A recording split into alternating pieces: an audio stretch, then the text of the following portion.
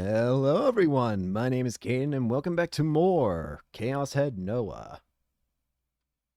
You know, I'm gonna be honest with you, I was debating on whether or not I was gonna actually say what happened last time, because at this point, it's become abundantly clear to me that I don't know what's happening at this point. Oh well, I'll try anyways. We started meeting Kozue. She's terrifying, learning more about the powers at work here, specifically a major thing called gigomaniacs.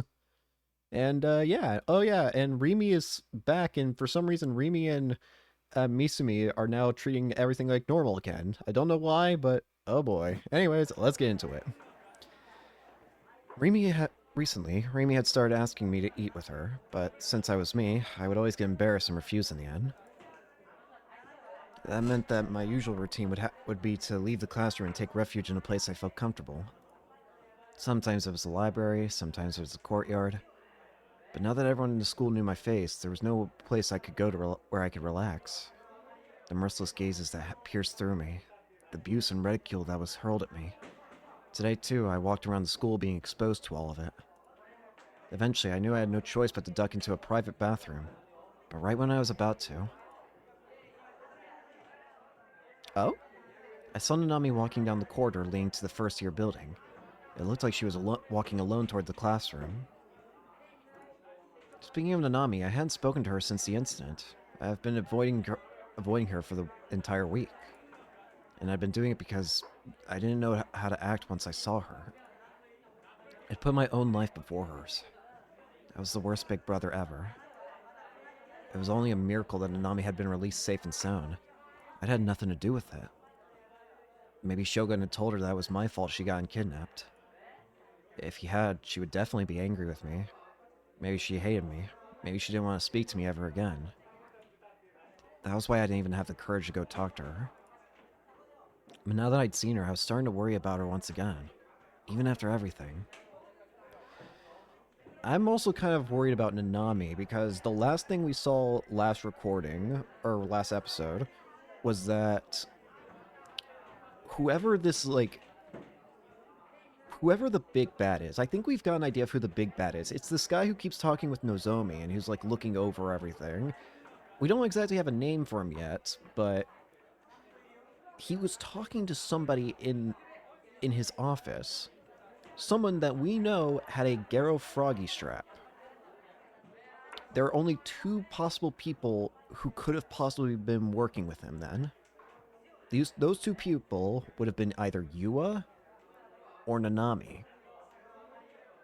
Because no one else, as far as I can tell, has shown to have a Garo Froggy straps. We only know that Yua and Nanami had Garo Froggy straps. So, the question is, which of those two was it? Who is it that's who's seemingly accepted to work with whoever this villain is here? I wonder if I had truly wronged her. I wonder if she had been injured. I wonder if she had been hurt mentally. For a moment, the memory of the hand resurfaced in my head, but I shook my head violently to ward it off. That severed hand, along with the bangle I had been wearing, and the cell phone I had been holding, it had all been a delusion. A real delusion. Because the hand had disappeared from the refrigerator, rather than thinking it somehow sprouted legs and walked away, it was far more reasonable to believe that it had never been there in the first place. The fact that Nanami was alive and well was proof of that. Before I knew it, I had broken into a run. I was chasing after Nanami. Her figure got bigger and bigger as I approached her. She hadn't noticed me. As she walked, she played with her hair with the fingertips of her right hand. As I ran, I started to call out to her. On her right hand, the hand that was playing with her hair, the sleeve of her uniform ever so slightly slipped down. Suddenly I was hit with a strange feeling, and I choked back the sound I was about to make. I stopped dead in my tracks. What? That's not the bangle. I'd seen it. It had been extremely trivial and truly inconsequential feeling, and yet... white. It was white. as if trying to conceal something. A white bandage was wrapped around her right wrist. What? Chapter 7 complete. Chapter 8, IR2. Wait, so did she actually have her hand cut off? But she was very clearly using it to twirl her hair. Hang on, they literally said the hand that was playing with her hair, the sleeve of her wait, hang on. The fingertips of her right hand.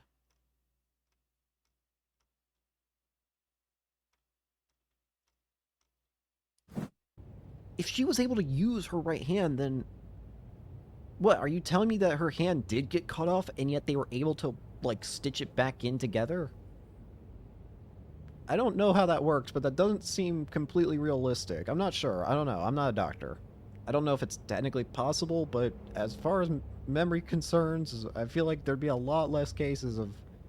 Well, actually, now I think about there's not a lot of cases to begin with of people losing limbs, so maybe I don't know what I'm talking about. The point I'm trying to make is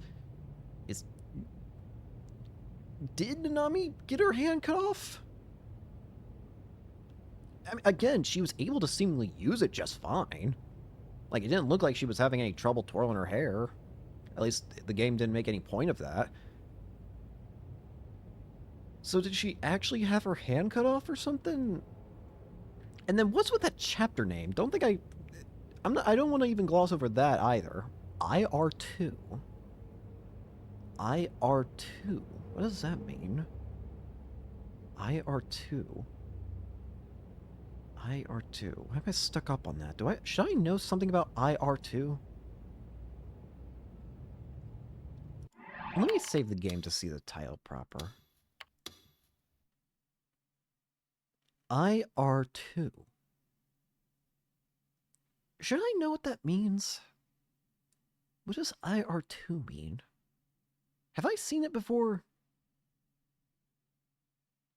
I don't know. Part of me feels like I have seen it before, but at the same time, I feel like I've seen a lot of things in this game so far that have made 0% sense. So, what do I fucking know? Sorry, that came out.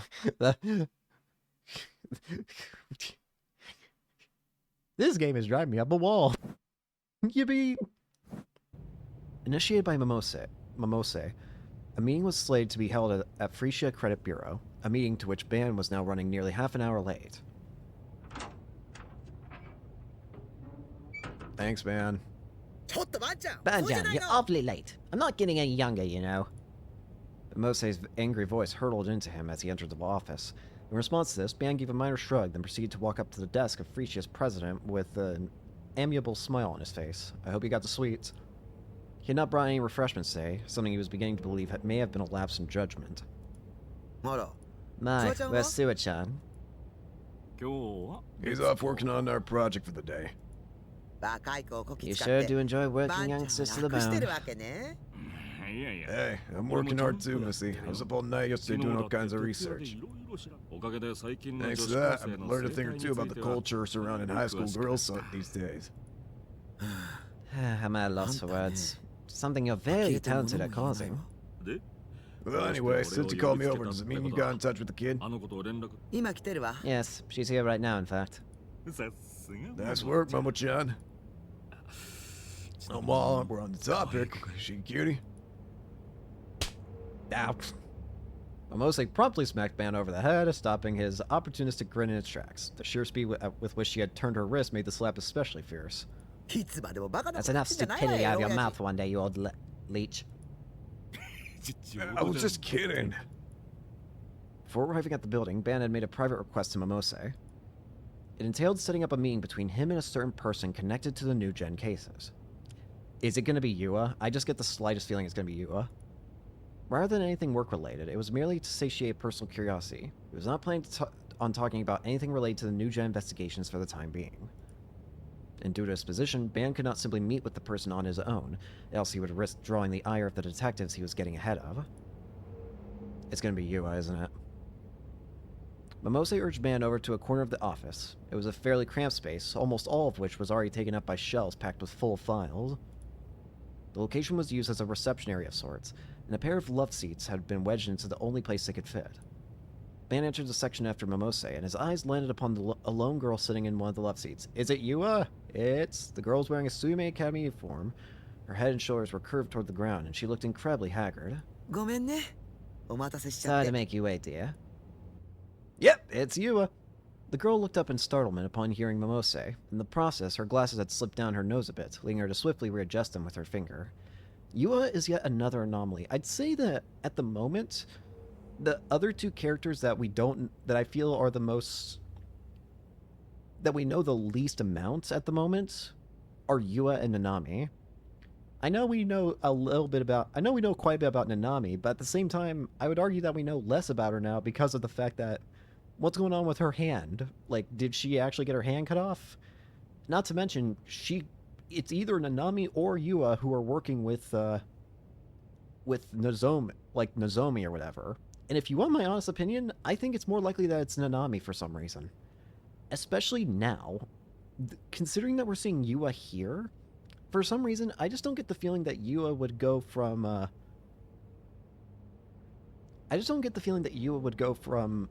like, helping out Nozomi to helping out the detectives. I don't know. I don't get that feeling. But Nanami, I feel like there's something off about Nanami as well. I don't know. Oh, no. I don't mind. When she saw Ban, her expression turned slightly fearful, before bowing her head and agreeing a moment later. We actually haven't seen Yua since the earthquake, have we? I don't think we've seen her since that earthquake happened. We only, like, swapped to her perspective when the earthquake was happening and the sky turned white. Okay. And then, this is the first time we're seeing her since then, I think, unless I'm forgetting something. Ben felt somewhat hurt by this. He had made every attempt to look as non-threatening as possible in both bearing and appearance, but the girl's reaction made him realize that despite his best efforts, the ferocity and intimidation to detectives was seeping out all the same. Looks like I've still got a lot more practicing to do, he thought with bitter amusement as he sat across from Yua. Kusunoki Yua-san, right? Yes. The older twin of the late Mia-san. Got that one right? Oh. Okay, this is an interesting bit of lore. She had a older sister. Yua slightly adjusted her posture, then returned a nod. The first Nugent incident, the group dive. Among the 5 high schoolers that had leapt to their deaths was a girl named Kusunoki Mia. Oh. That's why you're so obsessed with New Gen. Your sister was one of the first victims. That's why you're so obsessed with New Gen. We never actually did get an explanation from Yua explaining, like, why was she, like, doing all this. She never seemed to have any kind of connection to police or anything, but we saw that she had, like, tons of newspapers or whatever, and, like, a bunch of information regarding New Gen. But knowing this, it makes sense. Of course she's trying to figure out New Gen and herself. She had a family member die from it. Okay. I'm trying to think about the other times we've seen Yua throughout the game. The other thing that Yua mentioned is a what DID.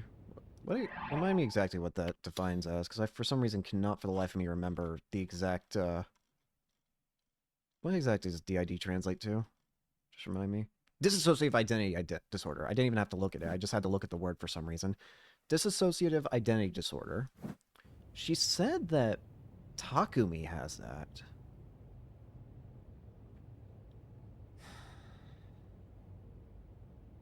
Again, I mentioned this before, but one thing I'm starting to begin to wonder is that, is Takumi some kind of delusion made by Shogun? That's something that I'm beginning to wonder. Now, I know that sounds ridiculous, but listen, first of all, I don't think sanity applies to this game anymore, so let's get that straight off the bat. I don't think logic should apply to this game anymore, considering the fact that logic has not long since not existed. But to get more serious about it, about why I think that.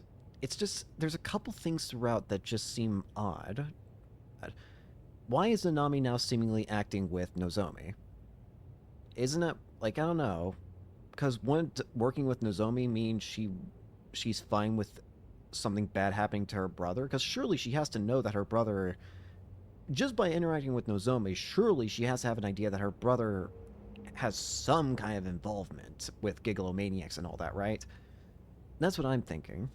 Then there's the whole thing with Rimi and Shogun. Rimi mentioned that she wanted to erase Takumi. Not kill, erase. Because she was afraid that Takumi would kill Shogun. Again, she didn't say to kill Takumi, she said to erase him, which to me says it wouldn't be like killing him in the normal sense, it would be literally erasing him from existence. Like he would never have existed to begin with whatever Rimi would do. And then there's, of course, there's the thing Yua said, that Shogun and Takumi have to be the same person. And of course, it could just be coincidence, but at the same time, I just feel like with all the things, everything like all together, I'm just beginning to wonder if Takumi's technically even like his own real person, or if he's something created, like a delusion of Shogun's. Like, is this some kind of giant experiment creating Takumi? Like, I don't know.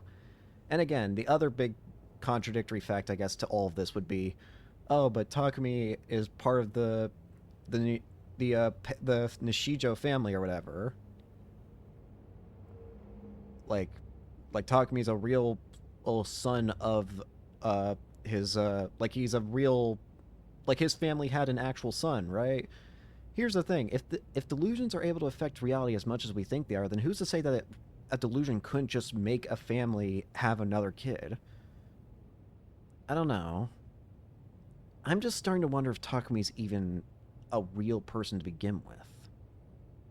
I don't know. Maybe I'm the one who's gone crazy, but I just can't figure out a way of piecing together, why is Takumi so special with Shogun? Why is Shogun so interested in Takumi? Why is Rimi working with Shogun? Like, what is the connecting point all here? At the moment, the only theory I've got is my crackshot one, but again, it sounds insane when I say it. I know it does. But it's the only thing I can think of at the moment. The first New Gen incident, we already read this. Well, there's no need to be nervous. So don't think of me as me interrogating you. Just think of it like we're having a nice little chat. But before we get to the topic at hand, mind if I ask you something? I guess there's another thing I want to ask. Do you think Yua and Nanami have D-swords? From all the evidence we have so far, there's not... Well, actually, no. I think Yua does have a D-sword, potentially. The only reason why I think Yua might have a D-sword is because of one of the first things she said whenever she revealed that she's, like, been following Takumi for the New Gen stuff, which is something about precognitive powers. If she knows about precognitive powers and all that kind of stuff, then I think there's a chance that Yua might have a D-sword. And then there's Nanami. Nanami is the other person that I wonder, do they have a D-sword? Admittedly, I don't really have any good evidence that would suggest any possibility of Nanami having a D-sword. And yet, at the same time, I just can't shake this feeling that there's a chance she might have one.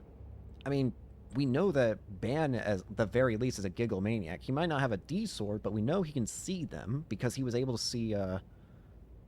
He was able to see the one that Sana was holding. So at the very least, we know that someone like Ban, at the very least, is a Gigalomaniac in the sense that he can see a D-sword. Yua-chan, what's your opinion on your sister's passing? Ban-chan, what on earth are you... Oops, sorry about that. Comes with the territory. I sometimes forget to be considerate when I'm talking to people. But still, I am curious. I overheard people at HQ talking about it. And when they said that the late Kusunoki Miya-san's family was quite strange. Ba-chan! いえ、いい No, です。 it's okay. Before Momose could rise to her feet over Ban's insensitive comments, Yua stopped her. 私もおか I しい also って believe 思い something ま is すから。 wrong with them. Really? The five that jumped off the roof in the group dive had no reason to commit suicide. Their friends and family all insisted that. Oh, wait. Hang on. But didn't they say 4 out of the 5 where it had no reason to commit? I could have sworn they said 4 out of the 5. But Miya-san's family was different. Ban took his fan out from his belt and began cooling himself. I feel like I remember them mentioning that 4 out of the 5 victims were similar in some way, but one of them was off. Or at least they didn't mention anything about why, but they mentioned 4 out of 5 were, like, usual, like normal, no reason to commit suicide. But 4 out of 5 implies that there's still one that's off. I've been told that they were the only ones who weren't adamantly against the idea, that they'd accepted it just like that. In fact, they said so a little it was almost bizarre. Why do you think that is? お父さんもお母さんも After Mia-chan died, みやちゃんが both 死 mom ん and でから dad おかしくなっ snapped. ちゃったんです。 Anguish seeped from Yua's voice. They snapped. 最初は On the day we みや heard ちゃ about んの事件 Mia-chan, の知らせを they 受けてから cried and cried. それでもないお父さんもお母 Mom さん and も dad seemed absolutely とても heartbroken. 辛そうでした。でも And 次の yet, 日の the 朝 very next morning, for some な reason ぜ I か can't 二人は understand, they were 楽しそうに smiling. 笑っていたんです。 Happily. It was as みや if ちゃん they'd が gone 死 right ぬ前 back to how they were 全 before く同 Mia-chan じに戻っ died. てたんです。 Really? たった一日 It で only took a single day. That's obviously not normal. 私わ I けがわから I な had く a て complete loss. 二人は I み thought や that ちゃんのことを maybe 忘 they れよ were う trying と to してる forget んじ about ゃないかって Mia-chan. 思ってそうしたら But then, お父さん with が this big smile on his face, Dad said something to me. Don't say what I think you're going to say. お前に妹なんていないよって You don't have a younger sister. Yep, that's what I figured. I had a feeling that this might be going in that direction for some reason. You don't have a younger sister. That was the only way I could make sense of how is it that you would stop crying immediately after the day after your own daughter died. Well, there's one simple answer to that. There's only really one answer that would make any amount of sense, and yet it doesn't make sense at all, which is you don't have a younger daughter.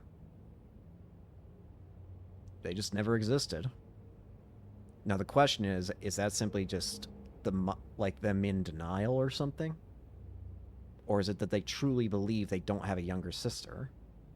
みやちゃんが残した Even when I 洋 showed 服 them と her か clothes, 靴とかを her 見せて shoes, も anything 全 Mia-chan 然 left 取り合って behind. くれないんです。 They completely disregarded it. それはお前の They ため just に said those 予 are 備で just 買 a って few あった extras も we のだ bought for you just in case. そうやってお父さんた They ちは ignored both the news and everything the News police から said. 警察記憶からみや It's ちゃん like they の were こと trying を to 消し去 completely ろうと erase して her るんです Mia-chan from their memories. So are they simply in denial? Or do they truly not remember? Is the question I have. Because if they're in denial, then I think that could be. I don't think it would be too far from reality to assume that they could just be in denial by trying to erase the thought, because the mind can do a lot of things in order to try and protect itself, right? I don't think it's too big of a stretch to imagine that the mind would just like, hey, if we just pretend that that person never existed, then we won't be hurt, right? I don't think that's too much of a stretch. But if they genuinely don't remember ever having a daughter, or like a younger daughter, if they truly don't remember that at all, that's a completely different story. Because at that point, that's not just the brain erasing them, that's just as if it never existed in their heads to begin with. In which case, something would have to have torn those memories from their head somehow. つまり双子じゃなかったこ What と you mean to say is, they were trying to make themselves think that they never had twins. And that's when they told police that they only had one kid before turning him away. 私とみやちゃん Mia-chan and は I 一 were 卵性 identical で twins, so while our 見た目は appearances 無理 were 二つなんですけ exactly ど alike, あの子は my parents, they didn't 妹 really は like my sister. And yet she always kept her feelings secret. She always put me before herself. I'm going to keep the fact that you said that you're identical twins in the back of my mind, because I'm starting to wonder if that's going to be important somehow. I'm just going to keep that in the back of my mind. As Yua spoke, memories from when Mia had still been alive resurfaced in her mind. First came a memory when the two had still been in elementary school. One day, some relatives had brought the girls a single large teddy bear as a present. In contrast to the raw joy Yua displayed, Mia insisted she did not like stuffed animals and proceeded to not even look so much as look the plush's way. Both her relatives and parents were upset with Mia for not acting as a child should. But despite Mia's protesting, Yua whispered to her that the two of them could share it, that it could be something that they could both treasure. However, in response to her sister's kindness, Mia simply said that she did not want it, and that Yua could have it. About a month later, when Yua had grown tired of the teddy bear, she woke up in the night and happened to witness a certain scene. No. With an incredibly joyful look on her face, Mia was hugging and talking to the bear plushie. That was the first time Yua had ever seen her sister so happy. And from this, she realized that her sister's insistence about disliking stuffed animals had been a lie. Mia had been keeping her own feelings hidden, all for the sake of her older sister. The next day, Yua found a lovely drawing of a bear beneath Mia's pillow. Until her sister had grown tired of the teddy bear, Mia had been hugging and sleeping with the drawing in lieu of it. Things very similar to this happened again and again over all the 18 years they spent together. For their birthday celebrations, Yua always blew out the candles in the cake, but when Mia was prompted to do it, she would say, "I refuse to do something so ridiculous," angering her parents. Yua advanced to the private high school Suime Academy. Mia, meanwhile, had been misbehaving at school, deliberately scoring low on exams, and therefore moved on to a public high school. Due to the exorbitant fees, their parents would have only been able to afford to send one of them to a private school. No matter how hard Yua tried to let her sister have something, Mia would always gain the upper hand and force Yua to be prioritized. To achieve this end, she even intentionally took a dislikable attitude. So she always painted her own... To the very end, I took advantage of Mia-chan's kindness. For now, I only ever thought of myself. So Mia intentionally made herself look like the bad one, just so that Yua could be the favorable one. After Mia-chan passed away, I couldn't help but think that there must have been something I could have done for her. And I felt so much regret. I wish I could have died in her place. And even after everything, to think our parents forgot that she even existed. It's all too much. It's too sad for me to take. Yua, having now reached her limit, could no longer squeeze out any more words. She took off her glasses, pressed her fingers against the corners of her eyes, and broke down in tears. Mimose sat down beside her and gently rubbed her back. Well, it sounds like Yua-chan has been investigating the incident on her own. Also, she can find out what happened to Mia-chan. Oh, that's easy. It must be really hard on her. And in the process, she was able to identify a certain individual. As Mimose held Yua's shoulders, she turned her eyes towards Ban. Nishijo Takumi-kun. I see now. Stroking the stubble on his chin, Ban leaned forward from the sofa. At some point or another, I did hear about the non-stop pursuit starting Nishijo and a high school girl. A detective from our jurisdiction let me know. Might that have been you, Yu-chan? Yua nodded apologetically. Interesting. Very interesting. Would you mind telling me more? Actually, I was going to ask if you'd tell me more, but I got to duck out for a minute here. With a strained smile, Ban lightly bowed his head to Yua and Mimose. His words had been interrupted by the cell phone in his suit pocket. He swiftly took out the phone and checked the screen. Sua's name was displayed across it. Yeah, what you need, kid? Sir, the seventh's here! What'd you just say? Sua's voice sounded strained. The sounds of investigators frantically scurrying about could be heard through the phone. Sua must have been at the investigation headquarters. The seventh new gen incident happened! Ban's eyes opened wide, and his expression turned bitter as his teeth sank into his lip. Sensing the seriousness of the situation from his behavior, Mimosa Inua watched the detective with unease. 3 Vicks. Apparently they were buddies. Oh no. Oh, that's... Uh-oh. It's gonna be the 3 thugs that attacked Takumi, isn't it? But wait, hang on. That doesn't make sense. Wait, does it?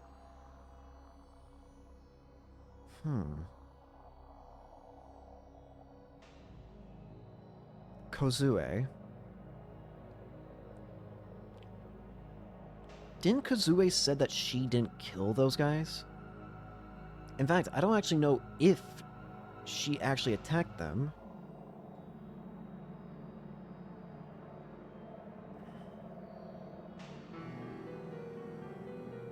The question is, who killed them? I'm gonna be honest, I do think that there's a chance it could have been Takumi. That being said, I don't think Takumi was intending to kill. Remember one of the things that Takumi said before the thugs started getting attacked? It was something along the lines of, I should just kill them or they should just die or something like that, right? And it was just after he said that suddenly someone started attacking those thugs. Now, because of who appeared immediately after, when Takumi opened his eyes, the obvious conclusion would be Kozue attacked them, because Kozue was there. But Kozue said that she hadn't killed them, and she said something along the lines of how the D-Sword couldn't actually do it either. So, did Takumi will it into existence, is what I'm wondering. Did Takumi delude their deaths into existence? All 3 were sliced in half at the torso. Their upper and lower halves were then swapped around and then using synthetic fiber, well, fishing line to be specific. The mismatched halves were sewn together. They also had wounds on their foreheads in the shape of the letters QDN. Dokyun. Some kind of message? I think it's Dokyun. No clue, and it doesn't end there either. The autopsy found something pretty interesting. The severed parts of the Vic's torsos weren't split by a saw, knife, or any other kind of sharp object. No, they end up in half. Apparently they were torn apart by some strong force. Torn apart? You mean like something grabbed them and tore them in 2? Ban repeats to his words back to him with a low groan, then roughly scratched his head with the handle of his fan. When you say torn apart, do you mean it was like as if something picked them up and then just pulled at both ends? Like a monster did it. Or like one of those wizards that are real popular nowadays. Sir, are you being serious?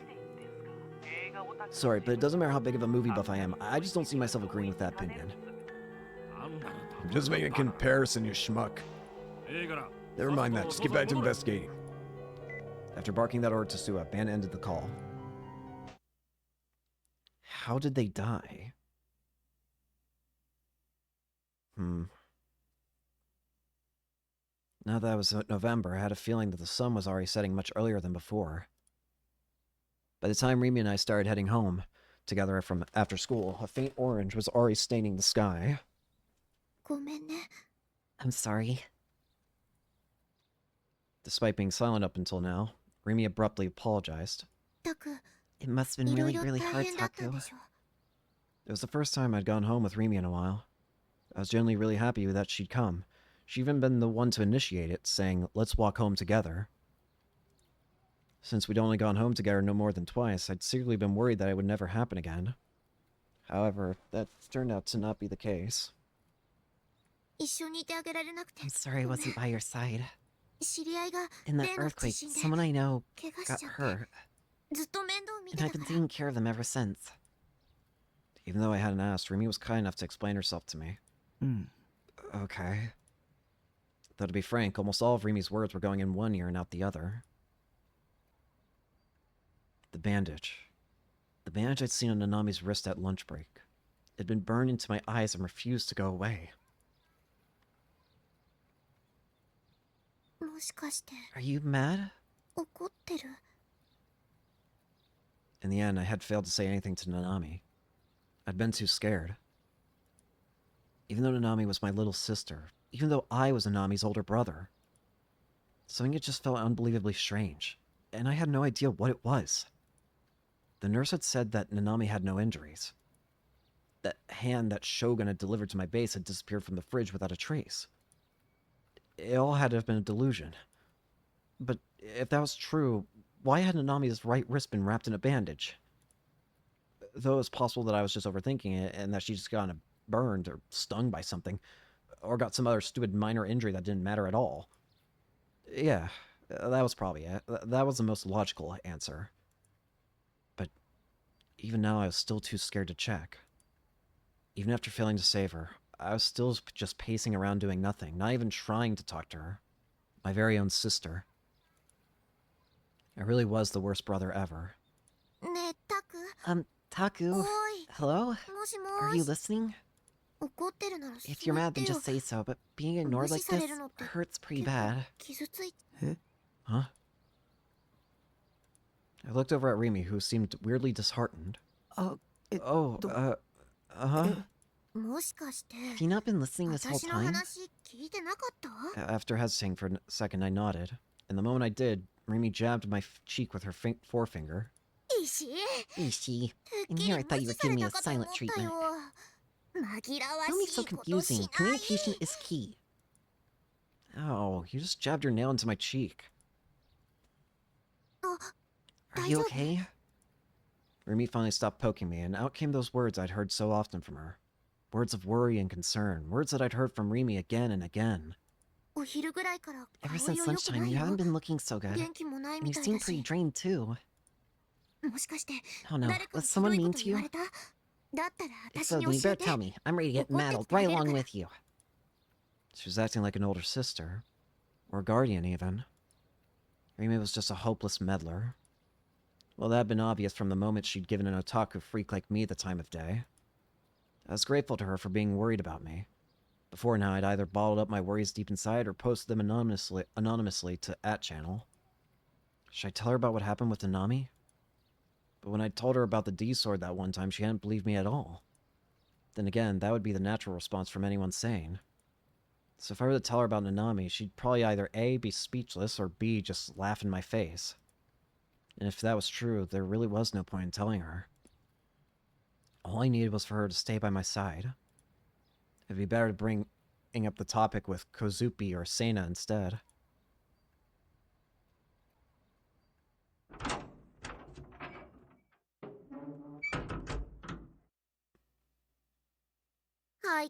Just as messy as ever. Mere moments after stepping foot into my base, Rimi muttered that in exasperation. And yet, paradoxically, she seemed to be smiling happily as well. Weird. 変わってないな Guess some things こ never の部屋 change. の It 汚さ really, が it wouldn't ま really さ feel に like your room タ if it コって wasn't 感じ messy. If you're gonna be like that, then just clean it. Be my guest. With a sigh, I turned on my PC. ちょっと Hang on a second. What? 帰っ Are て you くる seriously getting on your パソ computer コ the ン second after we got back? 友達が We've 来てる got ん a だか friend ら over, 少 so し can't は you お at も least て show な the ししてあげ tiniest よ bit う of っていう気 hospitality? 持ちにはならないのかなね Come on, why don't we just talk for a little bit?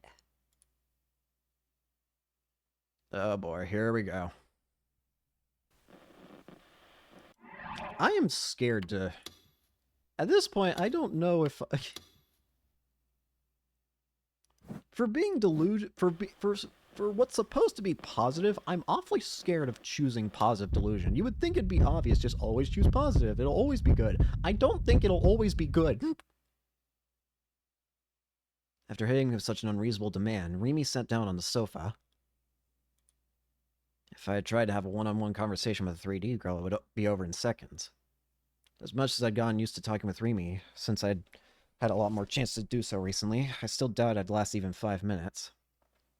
Moreover, my head was already fully occupied with the stuff about Nanami, so I very much didn't feel up for a casual conversation.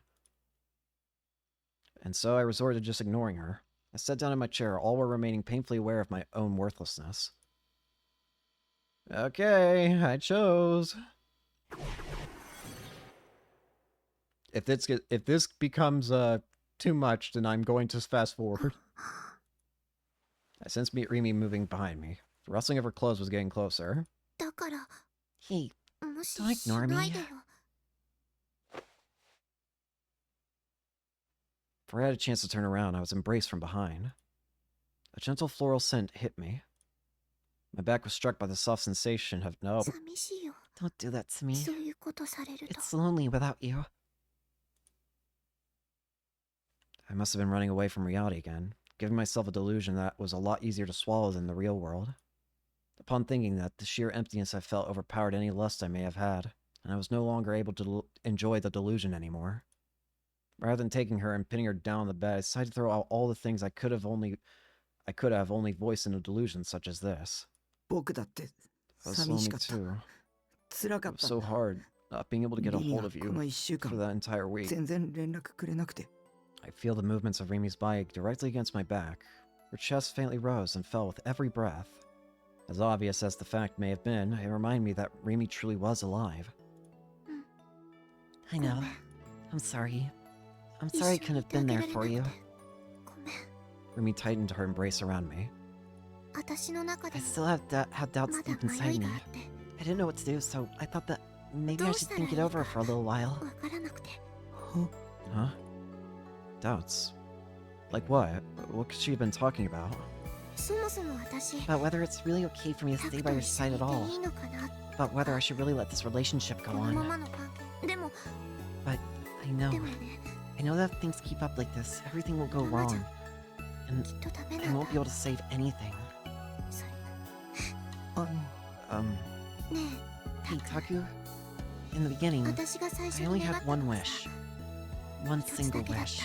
たなのにどうして But while that might have been true once, why do私は do I keep 際 wishing 限 without なく end? 望み続けちゃうんだあの空を見つけた When と I found that sky, 私は I had no idea what Rimi was talking about. Nor did I know how to respond to it. Silence enveloped us. I could hear Rimi's gentle breaths close to my ear.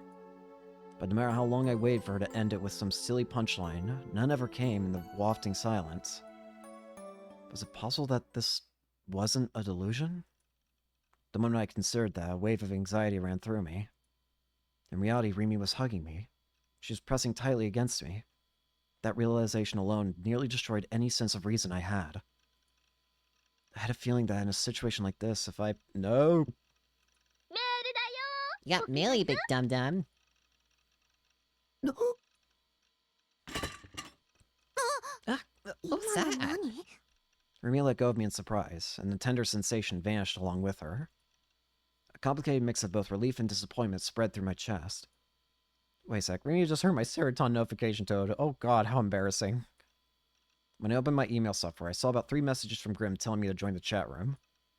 Now that I thought about it, I hadn't really chatted much with Grim recently. We used to talk online pretty much every day. But since I've been refraining from playing ESO, it had been around 10 days since we'd last talked.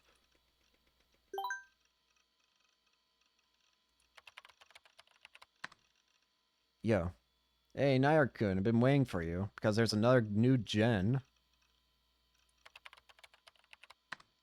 What are you even on about? Insert Aussie art here. New gen, dude. What the fuck do you think I'm on about? How exactly did we go from new gen to new gen? New generation, new gen, nude gen, nude gen. Come on, that shit's obvious. Use common sense for fuck's sake. More importantly, there's a 7th case. Yep, here we ど go. うしたの What is it? Likely having noticed my gasp, Rimi stood up and walked over to me. She peeked over my shoulder at the monitor. 第7の事件 The 7th case? It happened again. Another new gen. How long was this damn thing gonna go on for? Was I next? Would I be the victim of the 8th case? The 9th? タク Taku, 気にするこ you とな got いよ nothing to worry about. 何も怖いこと There's なんて nothing な to be い afraid of. タクは No one's coming after you. You're You're perfectly safe. 全部 You're just Taku being a no little higai bit monster. paranoid, okay? That was completely baseless encouragement. You can't calm me down with such weak sauce shit, Rimi. Anxiety aside, Grim was pretty much the new gen and news guy at this point. He'd been keeping me up in the loop about basically everything. Even now, he was going out of his way to link a bunch of blog posts and news articles about it. Seemed like he really wanted me to take a look. Biting my lip, I reluctantly clicked the first link. Oh god. The 7th new gen case dubbed the Dokyun Puzzle. On November 4th at approximately 4:50 a.m., the dead bodies of 3 men were discovered hanging from an iron pole near a railroad in Shibuya, Tokyo. The deceased have been identified as 19-year-old Fujita Koei, unemployed, 20-year-old Anzawa Saburo, a college student, and 19-year-old Takagi Ryo, a construction worker. According to the police, the bodies were severed in half at the waist, but the wounds do not indicate the use of any sharp weaponry. Furthermore, the bottom halves of each of the bodies were interchanged with one another. New combinations which were tightly sewn back together with thread. Carved into each body were the letters D, Q, and N, respectively. The police are investigating the possibility that this may be a message left behind by the culprit. On the popular anonymous online message board, @channel, images of the incident were leaked prior to the official coverage of the events. It has already been accepted as the 7th case of the new generation madness, aka New Gen, and was christened the Dokyun Puzzle due to the manner in which the top and bottom halves of the corpses were recombined. Notably, on @channel, the term Dokyun means an individual lacking basic, common sense. Regarding the serial New Gen cases, the mourning families of the victims have been taking legal action against some particularly offensive posts on @channel, a move which has sparked fierce debate online. Interview with Yuri Brightman. 1,000 calls about Esper Boy. His body was glowing. Japan's fake Esper Boy tops YouTube viewership rank. New Gen for the win. Wait, it says Dokyun? Lamau, literally zero connection to the art cases. The police are dumb as fuck, Raffle. You trying to say it's one of us anti-Dokyuns? With their lower body swapped around and shit, it's like a puzzle, but with corpses. If only I could trade in my upper body for some alphas, Lamau. Our Esper Boy Nishijo will sniff out the perp for us anytime now. Well, New Gen News Bearer. Group Dive, Manchild, Crucifixion, Vampire, Numbskull, Finger Food, Dokyun Puzzle. At approximately 4:50 this morning, near a railroad in Shibuya, a passing newspaper salesman discovered the bodies of 3 male homicide victims suspended from an iron pole. The police investigation discovered that the victims were all residents of Shibuya: Fujita Kohei, unemployed, Anzawa Saburo, a college student, and Takagi Ryo, a construction worker. Each victim had been severed in half at the waist. Their upper and lower bodies were then interchanged with one another and stitched back together with thread. There were also mysterious wounds carved into their foreheads, and the police are investigating the possibility that they may be a message left behind by the culprit. The authorities believe the case is part of a series of grotesque murders that have been occurring in Shibuya over the past 2 months. The investigation is ongoing.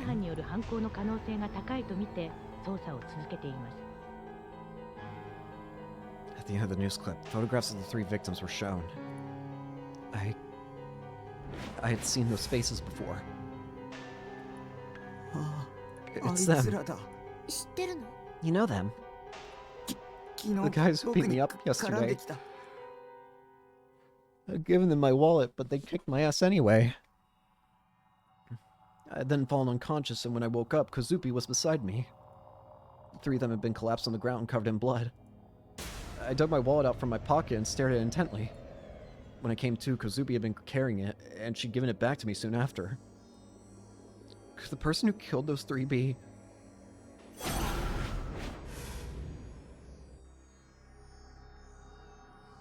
No, definitely not.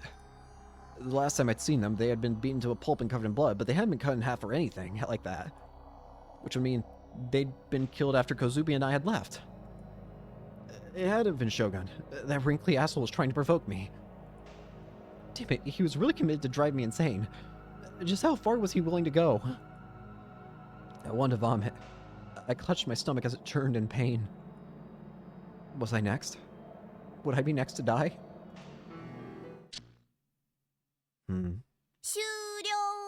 And that's enough. A hand reached out from behind me and pushed the power button on the monitor. The screen went pitch black. Take a deep breath. There's nothing to worry about. It's just a coincidence. It has to be. Why was me acting so ridiculously optimistic? This couldn't be just a series of coincidences. More importantly, I'm starving. Hey, there's this one place I go to all the time. You want to grab something to eat there? そこにご飯食べに行かない？安くて美 It's 味 both しいんだ tasty よ。 and cheap. You 私 got が my 保証す Rooney る。 guarantee. まあ、 Well, a お lot 客 of さんは customers おじ there さんが are 多い on か the ら、 older side, so it's a 私み little たいなのが embarrassing 一 for 人 me で to 行 go くの there は on my ちょ own. っと恥ずかしいけど、それ Oh, と and you have to go 駅 inside の train 中に station to 入ら get な it くちゃ to い it. けないんだった。 Shibuya Station to be 渋谷 specific. 駅のコーナーにあるから。ちなみに If you take the 山 inside 手 route, 線 you can 内 get to 回 the りと platform where 外 it's 回 at りの via 方 the どっちにもあるん Yamanote だけ line. ど、 Or you 私 can は go 断 in 然 straight from 内回り outside. の方が Me 好 though, き。 I definitely prefer the inside route. Food, huh? I really didn't have much of an appetite right now. I felt like Shogun was holding a knife straight to my throat. Like he was saying, I can kill you whenever I please. Please, just let me go. What had I done to deserve this? I couldn't take it anymore. Up.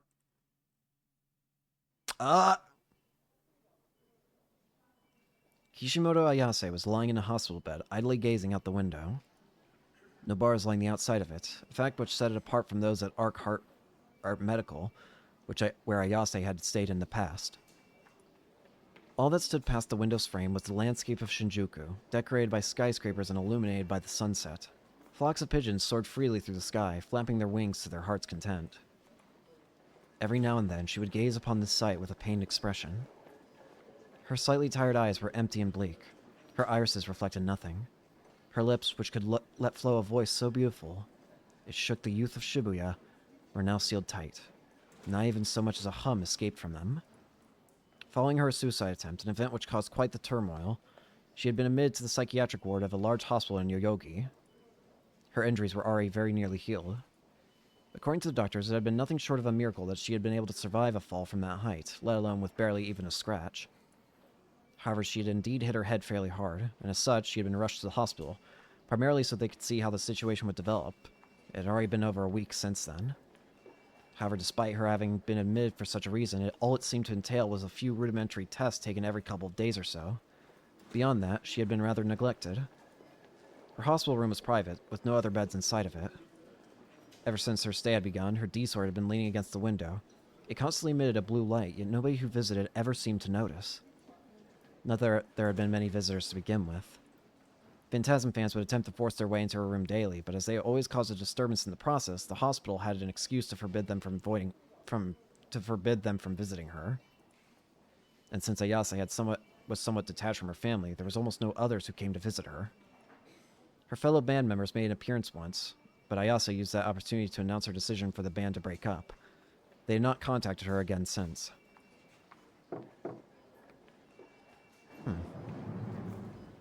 Oh, Kishimoto-san. 体温計 Did your ピピって thermometer なりま beep? した？ A nurse wearing white scrubs opened the door to the room, then swiftly entered. Ayase slowly turned to look at the nurse's face, then took out the thermometer she had just been resting under her arm. It was as if she had only just remembered its presence. The nurse took a look at the recorded temperature shown on its digital screen, then took note of it on the clipboard she had brought with her. 37.1 degrees Celsius. とちょっと熱っ You ぽ have a いか very しら。 slight fever. ズキズキする。 My head 頭。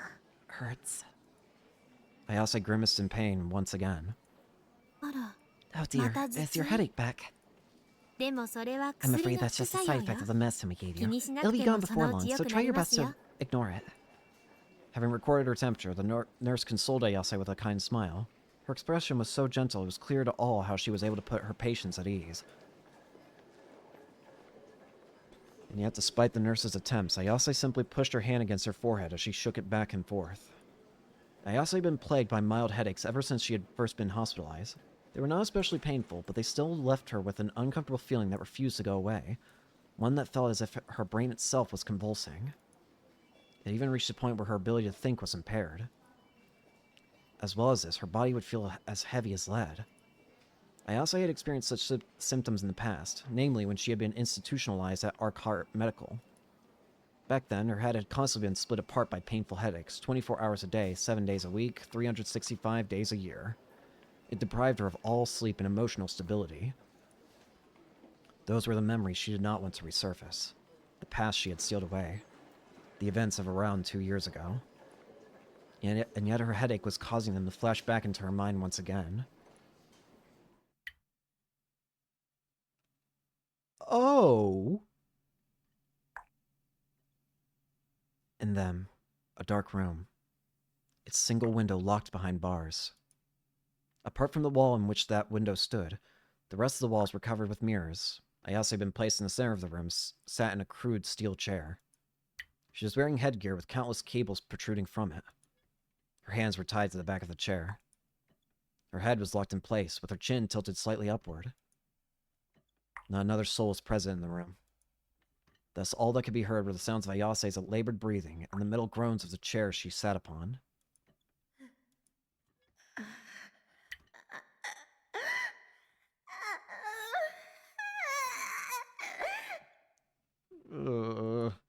Saliva trickled down from the corners of her mouth, accompanied by moans akin to those of a beast. If anyone were to hear them, they would never have been able to guess that they would be coming from a girl as young as her. Kill me. Kill me. She was being tortured. Slow, methodical torture. One that made very, very little sound. The method only involved one single thing. Not even an action. A drop of water. Falling from above onto her forehead every 5 seconds on the exact same spot. That was all it took. And it would continue unrelentingly for 2 full days. The result? Ayase could think only of the drop that would fall next. Her senses were sharpened to their limits. And each time a drop fell onto her forehead, another hallucination would be born. One in which each and every nerve across her body was plucked out one by one. One in which the bones of her entire skeleton crumbled to dust. One in which her head was pierced by a long, sharp awl. One in which all liquids within her body, including her blood, froze to ice. One in which the skin lining her entire body slowly rotted away before eventually peeling off. Assailed without end by these sensations, Ayase could no longer maintain her sanity.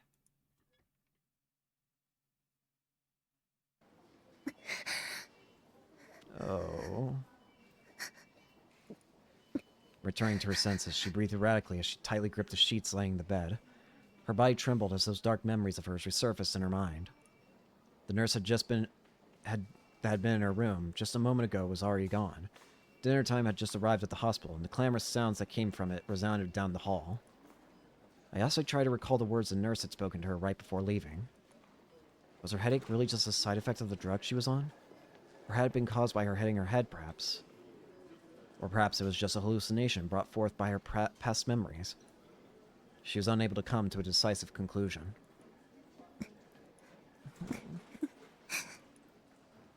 Wiping away the sweat that ran down her forehead, Ayase called forth a smile laced with self-loathing. It matters not. It is in the past. For I endured and survived my divine punishment. I will not let it control me anymore. Murmuring in perhaps delirium, Ayase soon became aware of a sound reverberating throughout the hall. The comforting sound of shoes stepping on the linoleum floor.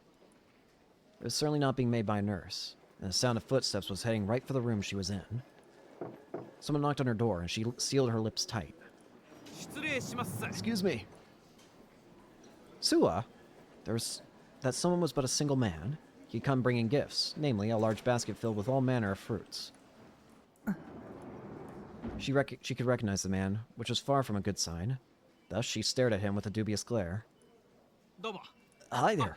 Oh, no need to be on edge. You know, I know who you are. The man was a detective at the Tokyo Metropolitan Police Department. He had once shadowed Ayase, as she was originally a suspect for the New Gen case. The detective, relieved by her response, scratched his head. His demeanor was unendingly casual.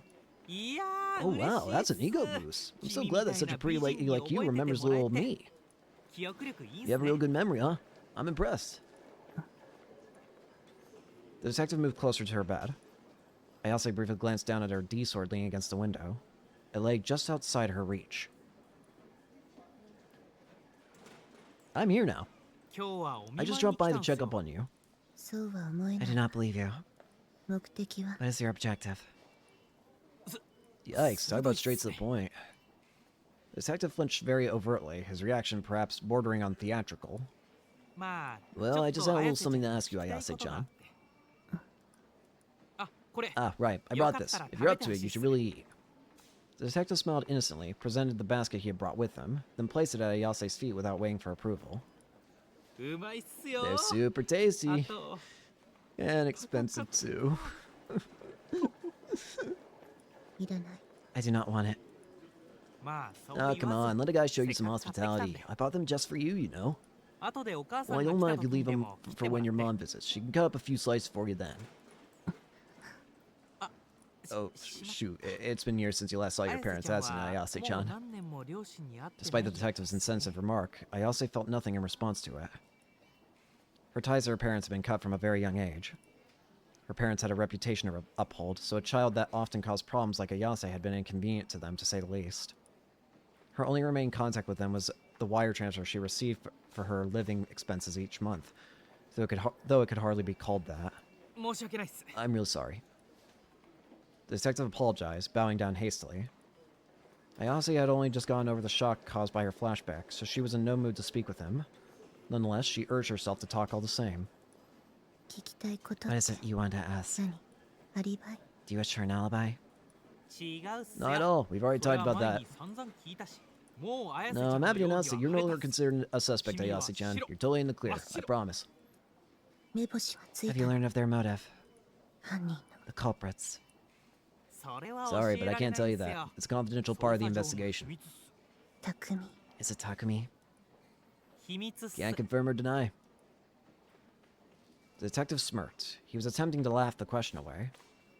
And yet something unrefined could be seen through the cracks of that smile. That said, Nishijo-kun sure is a weird kid, isn't he? You wouldn't really suspect of him of being the killer based on how he looks. If he really is the culprit, then he's way too good at hiding his true nature. The guy would have to be a demon to be that good. Is he still suspect? Nah, not really. The detective casually denied it with a smile, putting Ayase's persistent questions to rest. Oh, you didn't hear that from me, though. My supervisors will get real mad if they find out I leaked any info. Not that I would blame them. Besides, I only just got off the hot seat with my superior. Yeah, I think you met him once before. You remember him, Ayase-chan? Ban-san? The detective with the scruffy black hair and the stubble? Ayase did remember him. When she had been questioned, that older detective had been even more talkative than the younger one she was conversing with now. His way of speaking had been a lot more assertive as well. He's always pretty quick to yell at me. I swear, I can't go one shift without him calling me a schmuck. Though I don't know why I'm the schmuck when he's the one going off on these wild goose chases instead of investigating what we were assigned to do. And as the sweet cherry on top, he's been forcing me to go along with him for all of it. Feels like I'm going to lose my mind if this keeps up. Well, I'm sure he's a good guy at heart, and his intuition is razor sharp. From what I heard, he's had to lead some pretty difficult cases in the past, so that's probably why he turned so hard-boiled. Is this what you wish to talk about? Why you came here? Ayase interrupted the man, and his smile quickly soured. Oh, sorry. I got a little sidetracked. Please keep everything I just told you a secret. Do this, and I, Suwa Mamoru, will be indebted to you for the rest of my life. So? For starters, why'd you do it? Despite his ambiguous phrasing, Ayase could tell that he was referring to her diving off the school rooftop. I already explained why several times to the other detectives. To avert the resurrection of the wicked-hearted King Gladiol, right? Avert the resurrection of the wicked-hearted King Gladiol, right? Gladiol, we're hearing that name again. I know we've seen it before. I'm pretty sure it's in here somewhere.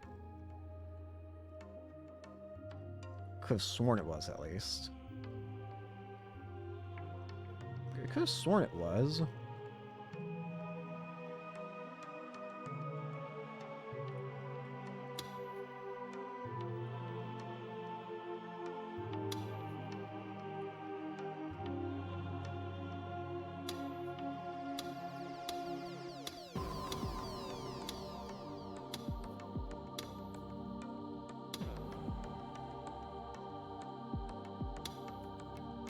I could have sworn that there was something that said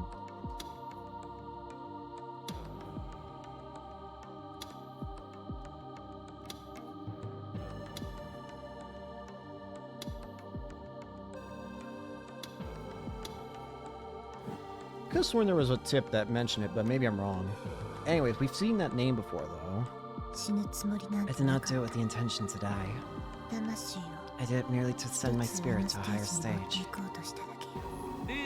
You said something similar about your songs too, yeah? The ones that are pretty popular with kids your age? And that was the second question you had for her. Ayase let out a faint sigh. Those lyrics were not about New Gen in the slightest. I merely wrote them based on the Gladiol Book of Psalms and Revelation, chapter 3, verse 102. I'm sorry, the what? Fictional. A high fantasy novel based on the Eastern European myth of Gladiol, the wicked-hearted king. With the saga in its entirety being told over the course of 23 volumes, it depicts the battle between the 7 Black Knights and Gladiol. It was written by R.C.O. Ziegler, from 1929 to 1951. The series had been translated into several languages, but it never gained widespread appeal due to its rather esoteric writing style. Ziegler's other works related to the Gladiol mythos include the Gladiol Book of Kings and Wicked Hearts, Apostolic Letter, and more. All of these works are collectively referred to as the Gladiol Saga. 7 Black Knights. Hang on a second. Ayase, Sena, Kozue, Rimi, Taku,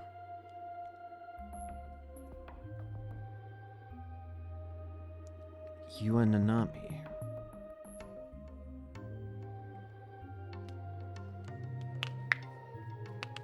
The battle between the 7 Black Knights and Gladiol. I wonder if that's what this is building up to. Seven people are going to be able to fight with whoever this Gladiol is. I feel like that might be what this is building up to. Is that Nozomi's goal? Is Nozomi trying to put this battle into reality? There are 7 people who we've seen who could possibly be the Black Knights, 5 of which I think are almost guaranteed. The 5 that I think are guaranteed would be Takumi, it would be Rimi, she had, in the intro we saw that she had a D-sword, Sena, we know she has one, Ayase, we know she has one, and Kozue, we know she has one. That would still leave 2 others, but there are 2 other people we've seen that could fit the bill. The question is though, do they actually have a D-sword? Those 2 would be Yua and Nanami. If those 2 also have D-swords, then those could be the 7 Black Knights. And then would Nozomi be... And then would that just mean that Nozomi would be represented as Gladiol?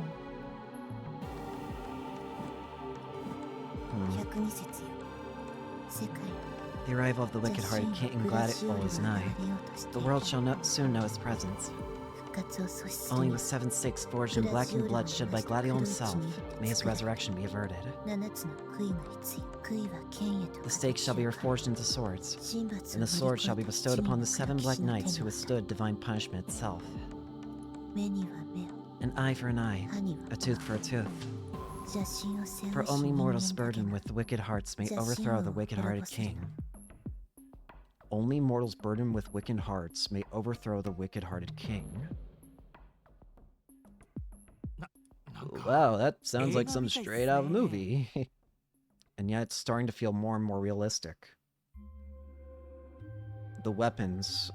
Obviously the D-swords have to be the weapons that are being referred to, the swords, who withstood divine punishment itself. Again, there's only 2 people who we don't know. Again, we know of 5 people who almost definitely have D-swords. 2 of them, well, 3 people we know for a fact have D-swords. 2 who don't yet have D-swords, but we have seen proof that they can have them. Rimi, we saw in the intro, she had what looked like a bow kind of D-sword, and then Takumi, we've seen the D-sword that Takumi has at some point. We just haven't grabbed it yet. So that just leaves 2 other people, which again, the current candidates for who that could be would have to be Yua and Nanami. Are Yua and Nanami also people with D-swords? I love me a crazy epic storyline like that. I also glared at the detective in response to his comment. It is not some sort of storyline. It is reality. Well then, I've got one more question for you. The detective casually brushed away Ayase's objection, though she was all too used to this form of dismissal by now. Not a single person she had told the story to thus far had believed it. You know, we've investigated a whole lot of our students as Sume other than you and Nishido-kun, and, well... The detective mumbled to himself as he folded his arms. This was very obviously another act of theatrics, and Ayase had no intention of commenting on it. 何 What is it? Well, this is gonna sound a little crazy. And it's not something a detective should be asking, really. It's kind of childish if I'm being honest. そう I see. 質問する気 If you に do な not る intend to ask me something to take your leave, 頭が my head hurts. 痛いの Oh, okay, wait. What I was trying to say is, Banshin said something really weird once. That you guys must be wizards or something. Upon hearing that the subject of that remark was plural, Ayase raised her eyebrows in suspicion. That's obviously not true, right? 使えるわ We are. As she replied, Ayase's line of sight was directed not toward the man, but toward her hands that lay atop her bed sheets.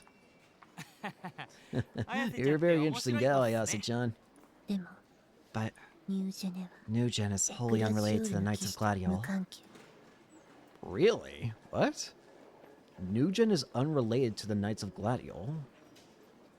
Huh? Huh. Gotcha. Really? Well, not that it really matters either way.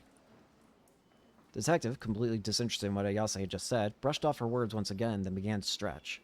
The moment he did so, a digital sound suddenly cut through the silence of the room.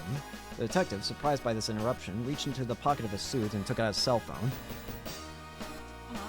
Ah, geez, cell phones are allowed in here. Ah, shit, I must forgot to power it off. Let me do something real quick. Oh, no. I'll just keep it the same. I think it's fine. Oh man, it looks like it's a certain girl's calling me. It's my lovely girlfriend. We've been here for 4 years now. Can you believe it? He turned his phone off with a grin, forcing the caller to hang up. He then turned to Ayase once more. You a movie buff, Ayase-chan? Ever heard of Spark Wars? My ringtone's the Count Darth Spider theme from the movie, aka the thing you just heard.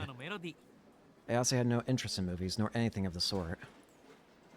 Having long since decided that she had no obligation to further entertain the detective's questioning, she returned to gazing silently outside the window.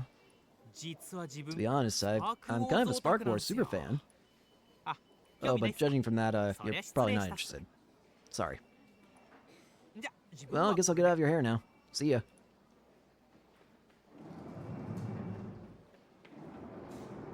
With that, the detective concluded the conversation with which he had no partner, then left the hospital room. Ayase did not even turn around to watch him go. With the man gone, all that reflected in her eyes was the twilight sky slowly turning indigo.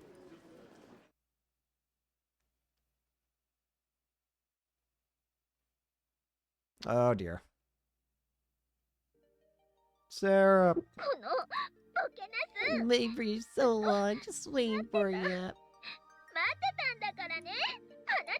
Absolutely hate you, but darn, I love you too.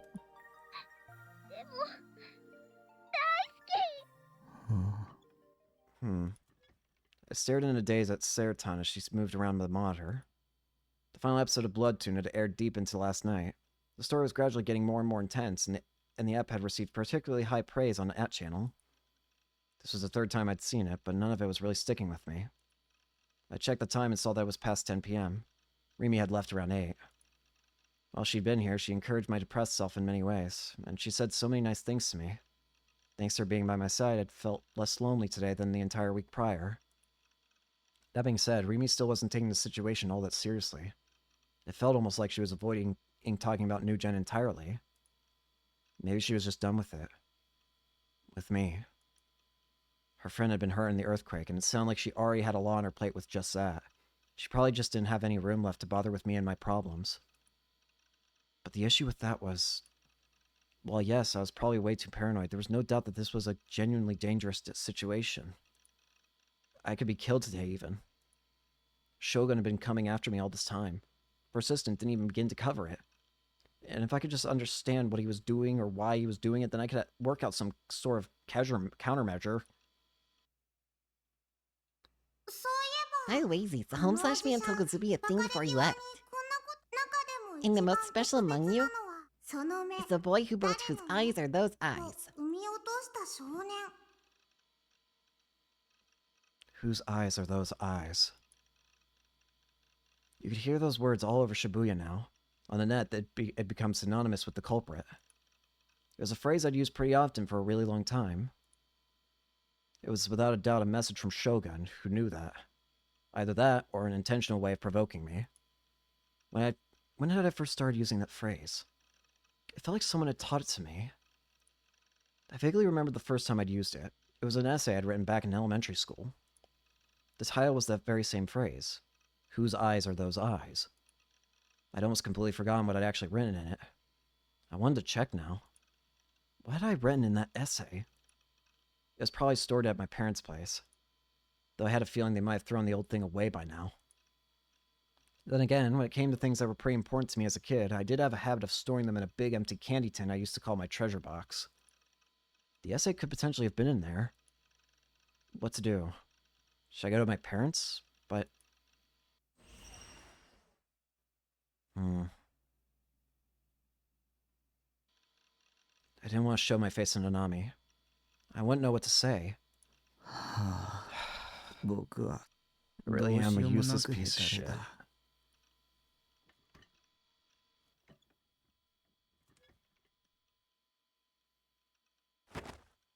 I slowly rose up from my seat, then collapsed onto the sofa. Why are you here? Yo, wrong. It's not like silver mystery is my favorite food or nothing. I think you're granite, you big dum-dum. Oh, you got me real mad right now. Oh, samurai, condenser! Lying face up, I gazed at the ceiling while ignoring Seiya's protesting. The dreary, bare steel ceiling. Unlike my room at my parents' house, there wasn't a single groove in the ceiling that looked like a person's face.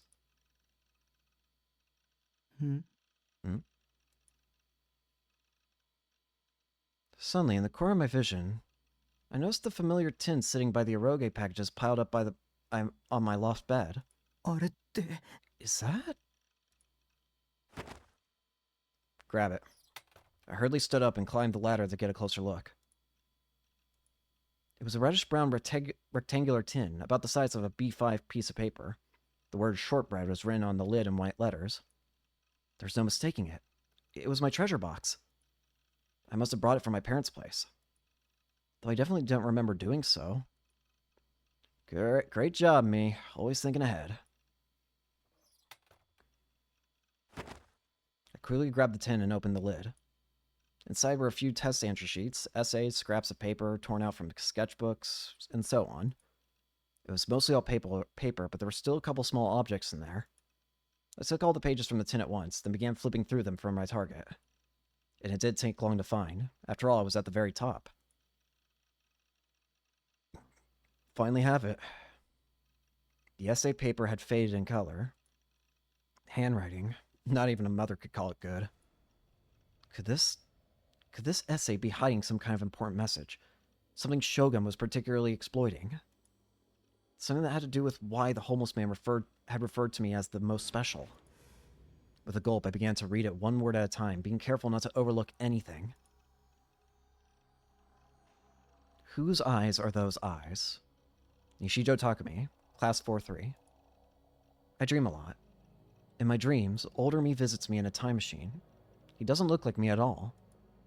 His time machine has a lot of buttons. I think if you push one in a shower, some shampoo or something comes out. I asked older me how it works, and he said you could go see dinosaurs or even go back to when cavemen were around.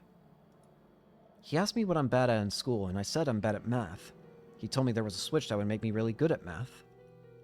I tried to push it once, but he got mad. He said I had to work hard and get better by myself. That was the only time he got mad at me. After he stopped being mad, he was super nice, so I was happy. He told me about the girl I was going to marry. That's a secret. I asked him about God. He told me God was real. I think he's real too. My mom said God is always watching, and he'll make you go to hell if you do bad things. So I can absolutely never do bad things. I have to be nice to my little sister too. Mom told me God doesn't watch you do bad things, but that it's a scary man instead. The scary man is the whose eyes are those eyes monster. He makes you go to hell if he sees you. God's eyes and whose eyes are those eyes are in the sky, the ceiling, the walls, and there's a lot of them in my school and they're watching me no matter what. So I think I have to do a lot of good things like studying and other stuff because of that. It's embarrassing though because they watch me even when I do things like go to the toilet or take a bath. Also, ever since I was little, I could close my eyes and dream sometimes even though I wasn't sleeping. It was like the inside of my head was like a video game or a manga. But when I do that, the whose eyes are those eyes monsters comes out, so I don't want to do that. I asked my mom and she told me not to do it. But while I'm writing this essay, I asked older me in my dreams to tell me more about the time machine, but he said I knew everything. He wouldn't tell me more stuff just because I'm a kid. So from now on, I want to do lots of good things so I can beat whose eyes are those eyes. The end. None of this makes any sense. This would have been around the time I first started feeling God's gaze. Maybe I was going through some sort of phase back then? Either way, trying to understand anything from this extremely cryptic essay was beyond impossible. I felt like it would be easier to decipher a bunch of hieroglyphics than it would be trying to figure out what the hell I'd just been talking about. As I thought that, I noticed that something was scribbled on the back of the page. Come to think of it, hadn't I loved doodling back then? Yeah, like in my social studies textbook, the pictures of historic figures would always have mustaches or sunglasses drawn on them, and my notebooks would always have flipbook-esque animations drawn in the corners. Back then, I started enjoying drawing more and more, to the point where I'd even gotten my parents to buy me a sketchbook. Although, to clarify, it wasn't like my drawings were anything to write home about. Immersing myself in nostalgia, I turned the essay over to check out what I'd scribbled on it.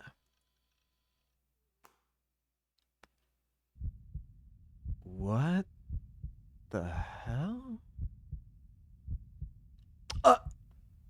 IR2. IR2. It was an incomprehensible drawing.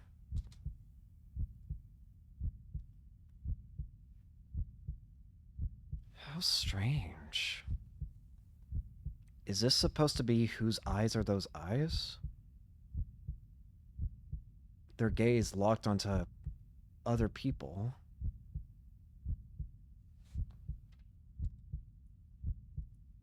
But while it was definitely incomprehensible, there was still something familiar about it. Something I'd seen recently. IR2. Fun 10 times int. Fun 10 times. Wait. Familiar about it. Something I'd seen recently.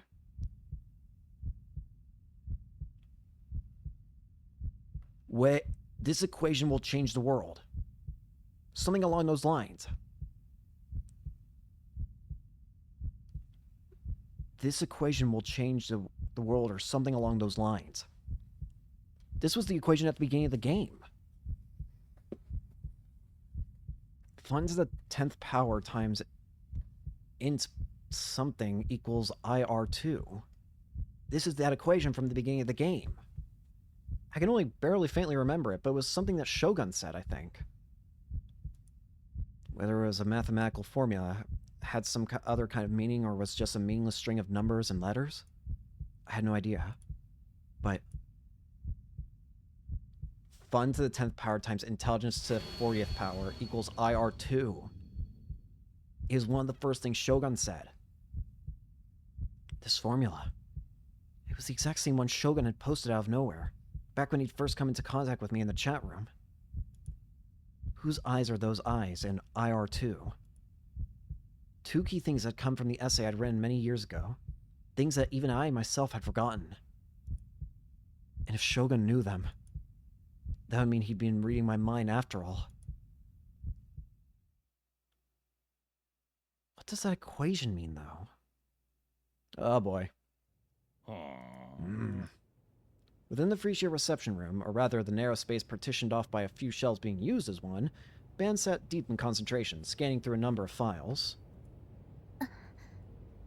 Opposite him sat Yua, huddled up and making herself small. She had been taking frequent glances at Ban in an attempt to read his expression. From an outsider's perspective, it appeared almost like a child showing their parent their report card. Ban was currently reading the report of everything Yua had investigated concerning the new gen cases and Nishijo Takumi. It also included the chat log between Takumi and Shogun from the day prior to the crucifixion. As a result of her findings, Yua had concluded that Takumi was undoubtedly the true culprit behind the new gen cases. This is quite something. Did you investigate all of this on your own? Yes, more or less. Yua hung her head apologetically in response to Momose's praise. She stared at the Garo Froggy straps hanging from her bag below her feet. She was speaking with a detective and the boss of an investigation firm. In terms of investigating, they were as professional as one could get. Compared to their prowess, information gathered by the investigation of an ordinary high school girl would be akin to childish scribblings. And yet, despite the supposed gap, Ban and Momose found themselves both impressed by the quality of the report. You have a good eye for this. Pretty well researched. This part about Nishijo Takumi having more than one personality is particularly interesting. Nishijo Takumi has multiple personalities. When the original Nishijo Takumi goes to sleep, that which was essentially another personality becomes active and has been perpetrating the murders. A pretty interesting idea, all in all. But, well, it might just be a scotch too unrealistic. Excuse me, but, Detective, do you really not think that Nishijo-kun is the culprit? Should I just lay it all out? Her face stiffened, but after a moment, Yua nodded. In our eyes, the police's eyes, Nishijo Takumi is not a suspect. Interesting, really. The police do not think Takumi is a suspect. I know that technically Nishijo is our character, but at the same time, I don't agree with this. I don't agree that Takumi is not a suspect. I still think he's suspicious. Something's not right about Takumi's existence, I feel.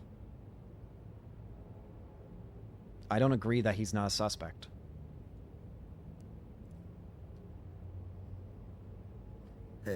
Oh? Is that so? Not just Yua, but Momose gaped in amazement as well. A wry smile formed on Ban's lips. He leaned back in his seat and rested the back of his head in his hand. Or at the very least, Nishijo's innocent in regards to the crucifixion case. The stakes that crucified the body had fingerprints on them. We got Nishijo's fingerprints and tried comparing them, but they didn't match up one bit. Well, that definitely confirms his innocence at the crucifixion, then. That can't be.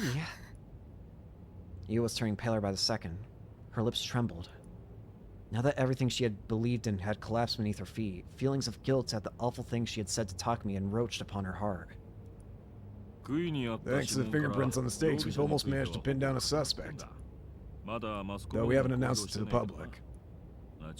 As you mentioned, it was all thanks to Suwa. So while Suwa-chan is out there working his buns off, you're over here taking it easy. That poor boy. Actually, HQ gave me the boot. What? The boss may or may not have found out I've been skipping out on proper investigating, so I could look into the G rate and whatnot. This was the reason why his subordinate Suwa had been the one to inform him of the 7th incident. There had been no reason for anyone else to call an investigator that was no longer working on the case. Oh, so you just got fired. I can't believe you. This is exactly why you need to conduct yourself better. Well, not that I don't share some of the blame, considering that all you know of the GE rate came from me. Don't worry about it. Besides, I was just interested in it. It wasn't on you. Well, Yua-chan, I will say that, outside the crucifixion case, Nishijo has yet to be wiped off the suspect list. So it's possible your theory could still be correct. Does that mean that the police believe New Gen isn't actually being committed by a single culprit? Can't say for sure. Especially since the 7th case only happened a little bit ago. Me personally, I suspect there's multiple. I guess that's another big question we have to ask. Is New Gen committed by multiple murderers or a single one?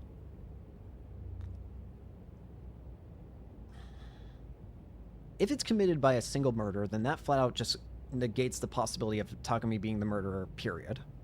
Because if all the crimes were committed by one person and it's already definitively proved without a doubt that Takumi can't be part of the crucifixion case, then yeah, it wouldn't be possible for, if it was all the same person, then Takumi would immediately be out.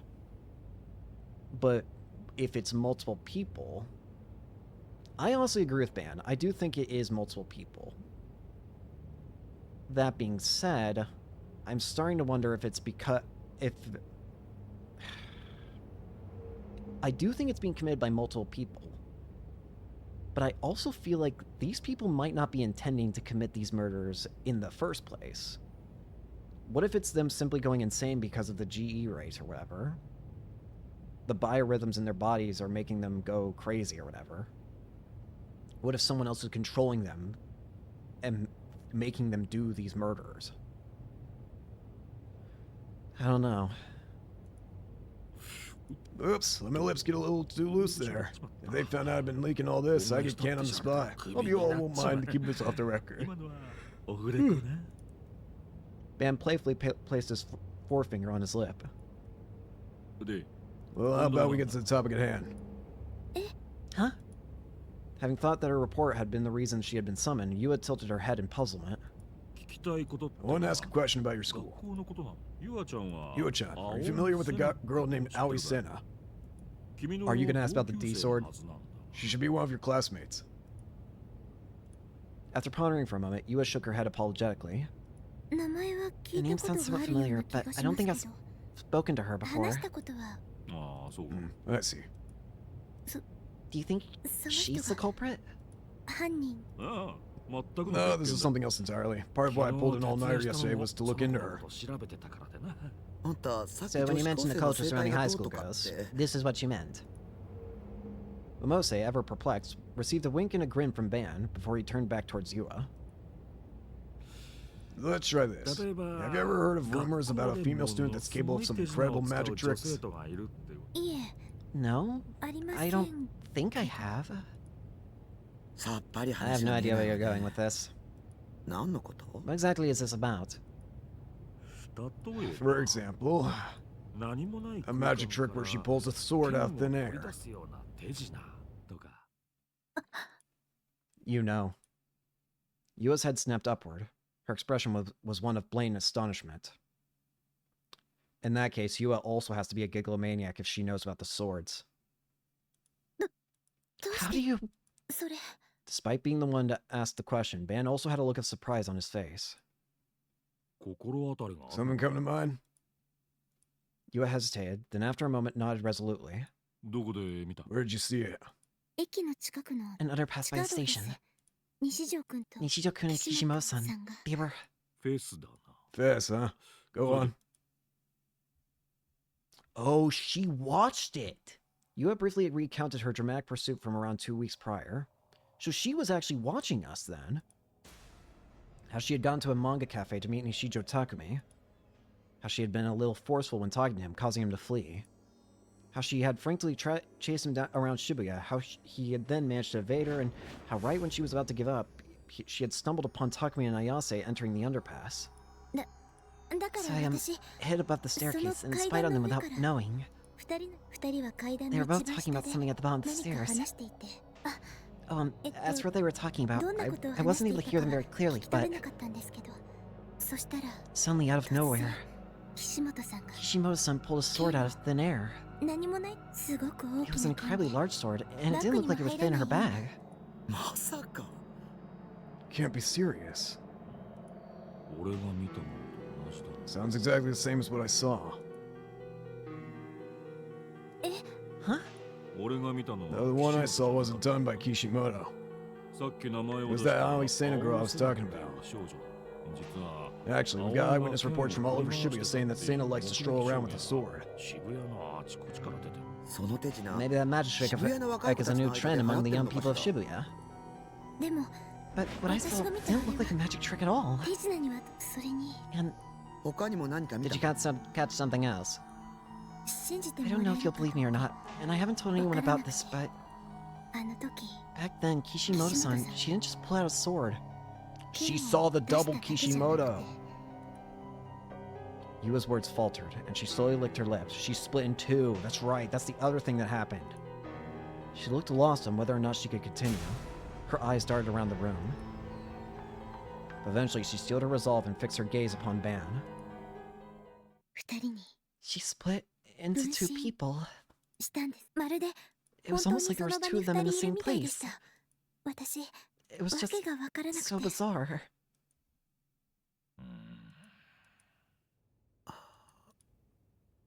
A heavy silence covered the reception room. All three within it were at a complete loss for words. Regardless, well, I don't know what the trick behind it is. There definitely seems to be multiple people around Shibuya that can pull off stunts pretty similar to magic tricks. Moreover, we've confirmed that Kishimoto Ayase and Aoi-sen have both made contact with Nishijo Takumi. I seriously doubt this is a coincidence. 西条くん、 Nishijo-kun. Feels like nothing but surreal stuff's been following that kid. This man said that the words from the call all before reappeared in his mind. If this was just the work of monsters, magicians, or wizards, this would all be so much easier. Ban's murmur did not reach the other two. Averse to the gloomy atmosphere, Momose took a breath and sipped on the tea her subordinate had brought her over to her. Then, as she brought the cup back down, she put on a smile and unceremoniously made to change the topic. By the way, Yua-chan, those frogs hanging out your bag. They're quite the fad nowadays, aren't they? あ、はい。 Yes. Yua gave a sigh of relief, having been saved by the kind company president. What was it called again? ゲロカエ Garo ルン Froggy. です。 And there are a host of different kinds released. About 10 in total, I believe. はい。 Yes. 私は、 I only got them from a 友 friend, 達 so か I ら don't も know ら very った much だ about けなの them. で、詳しくは知らん。 Why is it that things that are so sloppily put together are so darn popular? I mean, if we're going off raw looks here, not only am I bare on the eyes, but I'm way cuter. Ban-chan, save the ramblings for the bar. I was just joking. 私も Well, actually, I don't really understand why they're so popular どう myself. して流行っているのか。 Oh? Well, I think they're rather adorable. Looks like your eye for these things is on the way out, Momo-chan. Oh, really? Doesn't it prove that I'm more in tune to the public opinion than you? You ought to buy one yourself, Ban-chan. Where in the world would you even go to buy these things? えっと、 There's ゲロカ exclusive エル Garo ンの Froggy shops 専 all 門 over ショ the ップが place. あちこちにあって、 Exclusive shops. そこで I think 金 you 曜 can 日に行 you 列 can に get 並べ one ば on 買 Friday え if る you と wait in 思い line ます。 for it. Friday. 毎週金曜日 They に release a new design 新し every いデザイ Friday. ンのも The のが children 発 that 売 like になるん them です。 want to complete their 好きな子は collections, and they seem to be trying to collect them all. コンプリートとか言って、While Yua was in the midst of speaking, Ban had turned to Momose while scratching the stubble on his chin. Friday, huh? Things you wouldn't normally expect to be popular are popular. Wait, And the G rate increases on the weekends. oh, don't tell me that the Garo Froggies are a clue as to what's going on. Ban-chan, you can't possibly be suggesting. This might be worth checking out. What's going on with the Garo Froggy stuff? How is it that Garo Froggy turned into something important? Oh boy, we're back! The second I poked my head into the school on Thursday, Misumi-kun immediately invited me to go see Ayase in the hospital with him. Given that the idea hadn't even crossed my mind, it caught me completely off guard. Before I'd even been able to respond, Rimi said she wanted to come too for whatever reason, and I ended up being swept along with her as a result. Now let me be clear, I had a heart and all, but considering the menace known as Shogun was drawing closer and closer to me, I didn't think this was exactly the time to show it. I didn't want to die. Coming in through the front entrance, Misumi-kun looked around the lobby in confusion. どうしたの？ What's wrong? Well, I was just trying to figure out where Kishimoto's room was. Have you seriously come this far without knowing that? This guy was beyond belief sometimes. This is the outpatient ward. The hospital ward is next door. Shit, alright. 大地 Daichin, get a grip already. AH Tokyo General Hospital. It was the hospital I'd gone to ever since I was a kid. I'd even come here just the other day, so I was pretty knowledgeable on where everything was. Dr. Takashina's face flashed across my mind, and I involuntarily groaned to myself. As we walked to the hospital ward, Misumi-kun turned to me. So, which of these rooms are hers? How should I know? This was a general hospital, so there were obviously a ton of different wards and departments. If I had to guess, probably not the surgery ward. But she could maybe be in the psychiatry ward. There hadn't been any visible injuries on Ayase after she'd fallen, and considering she attempted suicide, her mind had likely been brought to the brink, so her being in the psychiatric ward seems very possible. Even I'd been taken to the psych ward after the uproar at O-Front. Huh. You sure know your stuff, Taku. It's just common sense, you dork. Right, Taku? I don't think it's necessarily common sense. I might have not known if I hadn't come here so many times in the past. Right as we were entering the hospital ward, Rimi ground to a halt. I can use the bathroom real quick. You guys go on ahead. With a wave of her hand, Rimi quickly headed back toward the outpatient ward. Thinking that wandering around the ward would cause problems for the patients, we decided to ask for help at the nurse's station, and just like I'd predicted, they told us that she was on the floor for psychiatric patients. Oh boy. Why do I also get a bad feeling about Rimi leaving to go on her own? There's that damn sword! And a delusion!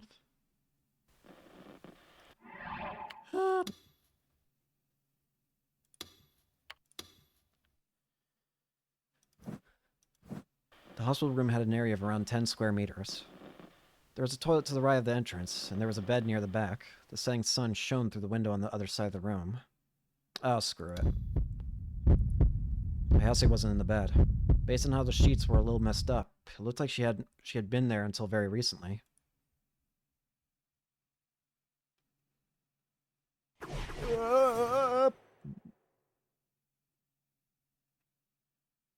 Oh god. Where the hell did she run off to? Who knows? I guess we're gonna have to wait till she gets back. The moment he said that, Misumi-kun started rummaging around the room for some reason. He didn't even have a shred of decency. Right now, it wouldn't be wrong to refer to this as Ayase's room. A number of her things were lying around, and mixed with the smell of antiseptic that was that nice scent you could only find in the girls' room. Just kind of bursting into it while she wasn't here felt like we were peeping right into her private life, and I didn't feel very comfortable with that. We'd be better off waiting outside. I'm only taking a quick peek. Come on, don't tell me you're not curious. What is his private life, I mean? Don't lie, man. Okay, sure, Ayase's personal life was a total mystery. Surely a quick glance wouldn't be so bad. Misumi-kun wasn't showing even an ounce of hesitation. Urged on by his bold attitude, my mind swiftly changed. I turned to look at the door to make sure no one was coming, then turned back towards the room. Feeling my heart thump hard in my chest, I started with the bed, took hold of the slightly ruffled sheets. Oh god. Don't. No! No! No! Stop it! Stop it! No, no, no, no, no! Dagny, those are my family. No! Get me out of here! I don't want this. I don't want... I'll look... Full cell lingerie. Brand new. Too busy flipping. Reach toward the underwear.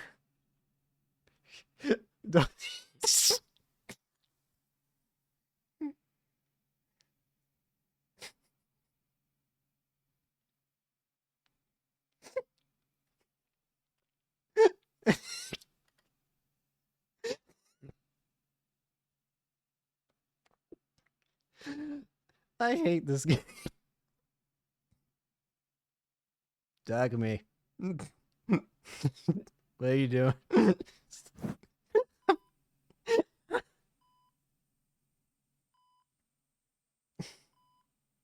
I hate this stupid game. Check it out, Taku. There's some weird ass stuff over here. I suddenly realized Misumi-kun was calling me. I was standing in the corner of the hospital room. The bedsheets weren't turned over, and there obviously was no sexy lingerie in sight. Has it just been a delusion, huh? And with an extremely horrifying twist, so I'd make sure that...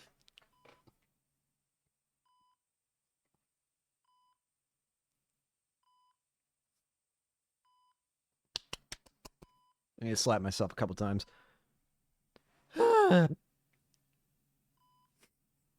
Let us never speak of this again, shall we? Shall we? He had taken a magazine from high up on the shelf and was staring at it fixedly.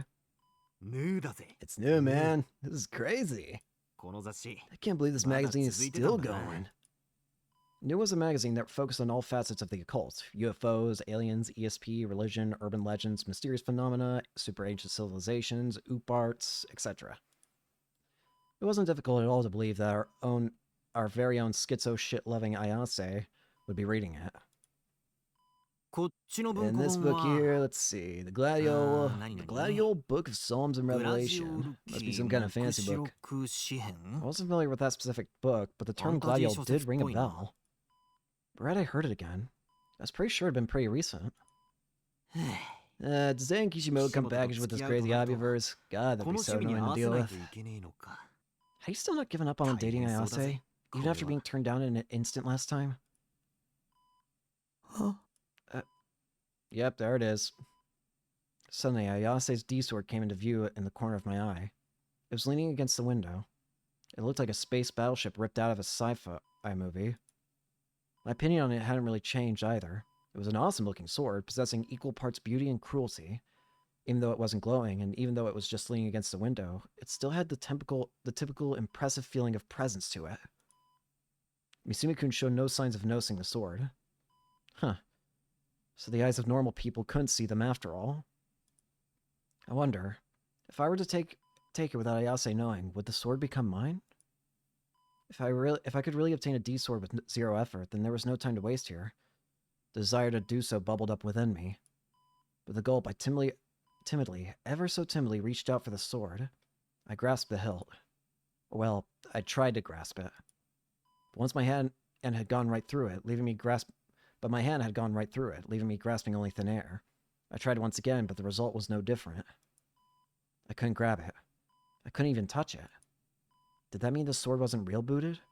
As mutual real recognition hadn't been achieved, it was no more than Ayase's delusion.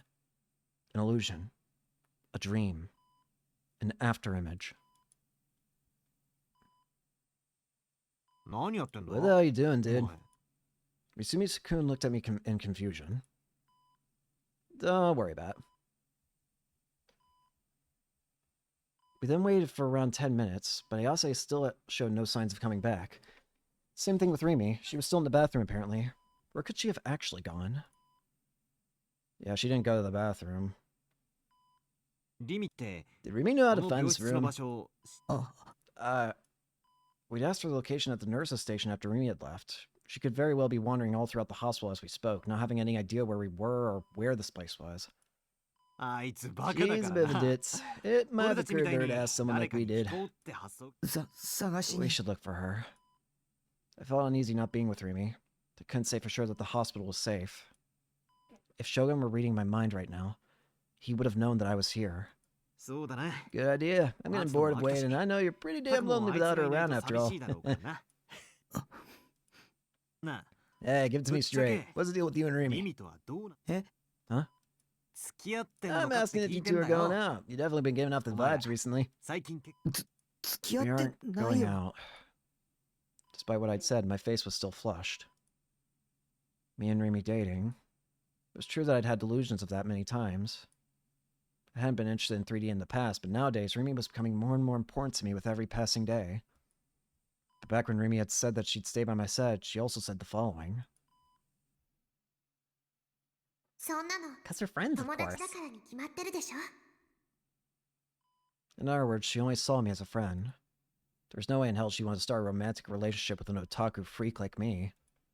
Besides, Rimi would probably be a bit slow on the uptake with that kind of thing.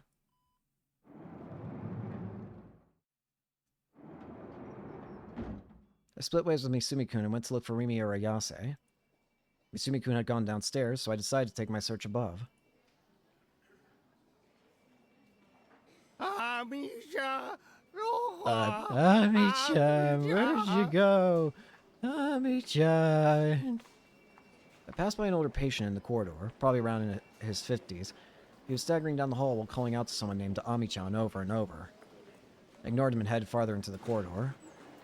Nobody seemed to mind me wandering around the hospital. Maybe since I used to come here pretty often. But for every corner I turned, and for every door I saw open, I felt my heart rate increase at the thought of Shogun appearing from them. And not only that, but the occasional crazed screams and cries coming from a number of directions weren't exactly good for my mental state. The corridor was uniformly dyed a cream color. Some of the rooms were open, some were closed, and to make sure that there were no signs of Shogun being around, I peeked into a whole bunch of them. Each room had 2 beds lined up next to each other, with person-shaped bulges lying underneath the sheets, likely sleeping patients. But their faces were always in a blind spot, so I couldn't see them. There weren't many people walking through the corridors. Just the man calling for Ami-chan and a single nurse. Those were the only 2 I'd passed by. I didn't really want to be here. I didn't know why, but that feeling refused to leave me. The atmosphere was heavy. It wasn't oppressive per se, but I had the nagging feeling that I shouldn't be there. A little farther in front of me, the corridor made a 90-degree turn to the right. Did hospital rooms continue through there, I wondered? As I pondered that, I cautiously turned the corner.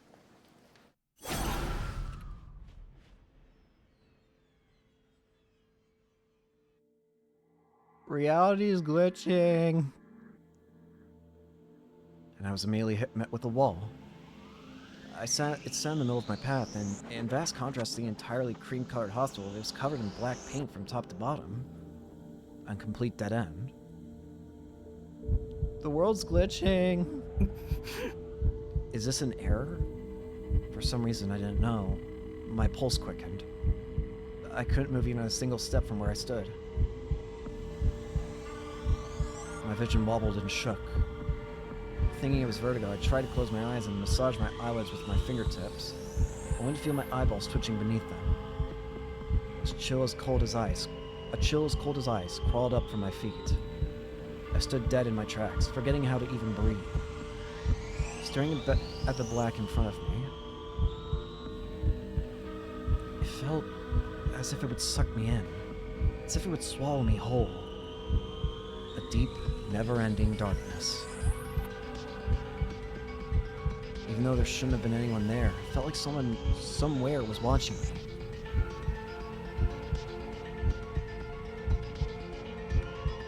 God's gaze pierced into the nape of my neck. His presence was on a completely different level compared to how it would be at my base. Don't look.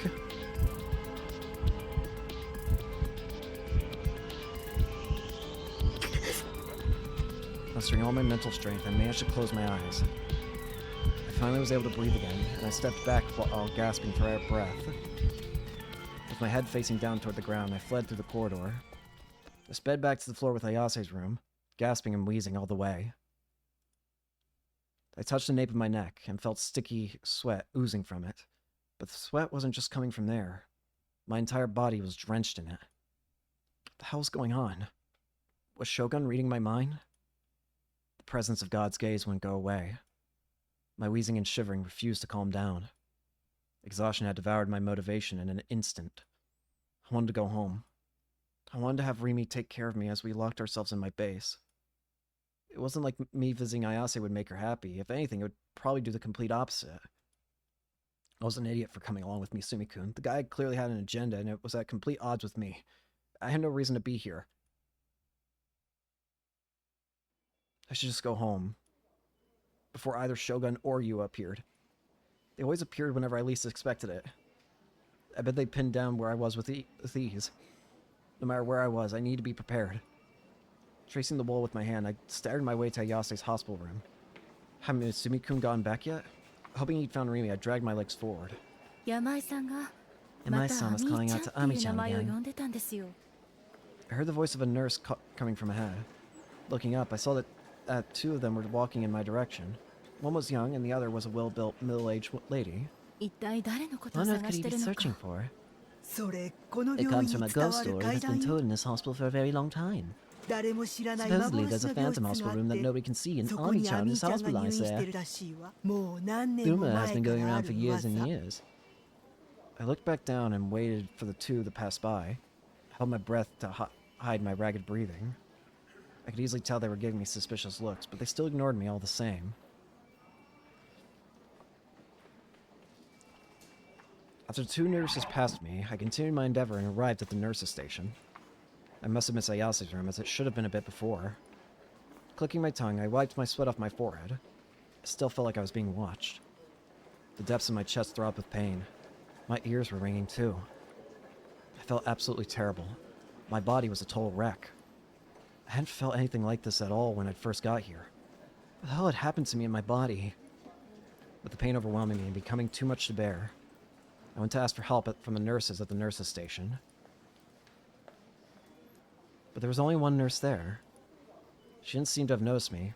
Her back was turned to me, and she was mumbling something while deeply absorbed in whatever she was working on.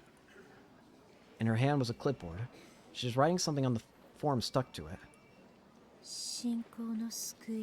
May the divine light save us. Oh, God.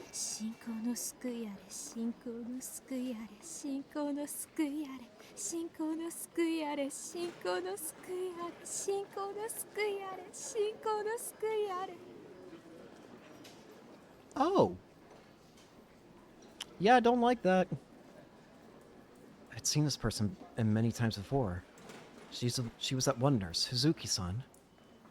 Oh, this was the Tokyo General Hospital Psychiatry Ward. Of course she'd be here. She'd already attended me twice in the past month alone. Oh, man, this was perfect. If I called out to her, she'd surely help me with whatever I... An urgent-sounding ringing noise suddenly rang throughout the room. Hazuki-san put down her clipboard in surprise and operated a switch with her hand. The ringing sound was cut off. She'd probably been paid to do some nursing thing as she rushed out of the nurse's station in a flurry. Why hadn't she noticed me? Even though I was suffering from so much pain right behind her. I could barely stay standing. The vertigo was awful. With no other choice, I decided to go into the nurse's station and wait for someone to get it back. I found a stool around where Hazuki-san had been standing, then sat down. My head ached. It felt like it had back when the earthquake hit a week ago. But this pain had a different nature to it. Or so it felt anyway. I need something to drink. Just trying to breathe hurt my throat, likely because of all the gasping and wheezing I've been doing. I casually looked around the area. My eyes landed upon the clipboard Hazuki-san had been holding. At that very next moment, what was scrawled on it entered my field of vision.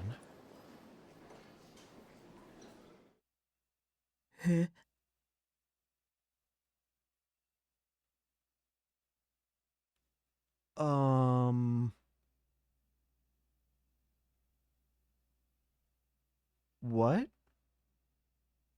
You recognize what that is, right? 'Cause I most certainly do. That's the drawing that Grimm made back at the beginning of the game. During the crucifixion. He drew that. Whenever I'd gone in for a checkup, Hazuki-san had always been writing something on that clipboard first, all while having the same gentle smile on her face. I thought that she'd been writing down the prescription she planned on giving me, my temperature, things like that. Huh? That was why what was drawn there was beyond my comprehension. What the... I'd seen it before. I'd already seen the shittily drawn sketch somewhere before. But where? Where had I seen it? That's Grimm's sketch. My head ached. A stabbing pain pierced through it. The hairs on the nape of my neck stood on end. Are you trying to tell me that Hazuki is Grimm?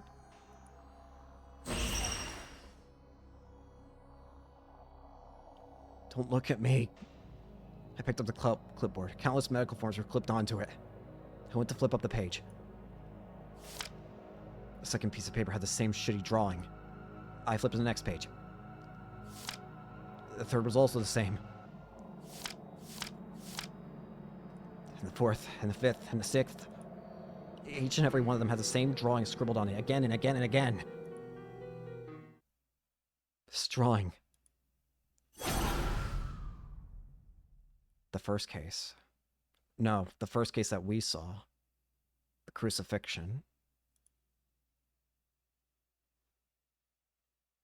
Why is that there? Eating fell on the roof of an old building in Shinsen, the building atop which Nishijo Takami's container house stood, still as death. It was Aoi Seina's second time visiting it. Second? She was here before. When? The first time had been a few days prior. Following her encounter with Kozue and Takumi and Sinnergai, she had gone on to tail the boy in secret. Through this, the location was set in stone in her mind. Oh, okay, thanks. Seiya-chan, Kasubi doesn't think Kasubi and Seiya-chan should be doing this. Kasubi hates thiefy stuff. Oh no. Why did you come with me then? Seina regarded Kozue in a cold manner, refusing to even turn around to view her sagging shoulders, nor her headlong face. Seina had come here to infiltrate Takumi's room. No, Nishijo Takumi is not normal. That was the conclusion she had come to after speaking to him many times. There was no doubt in her mind that he was distinctly different to normal gigalomaniacs like Kozue and herself. Did he possess delusional abilities so abnormal it proved terrifying?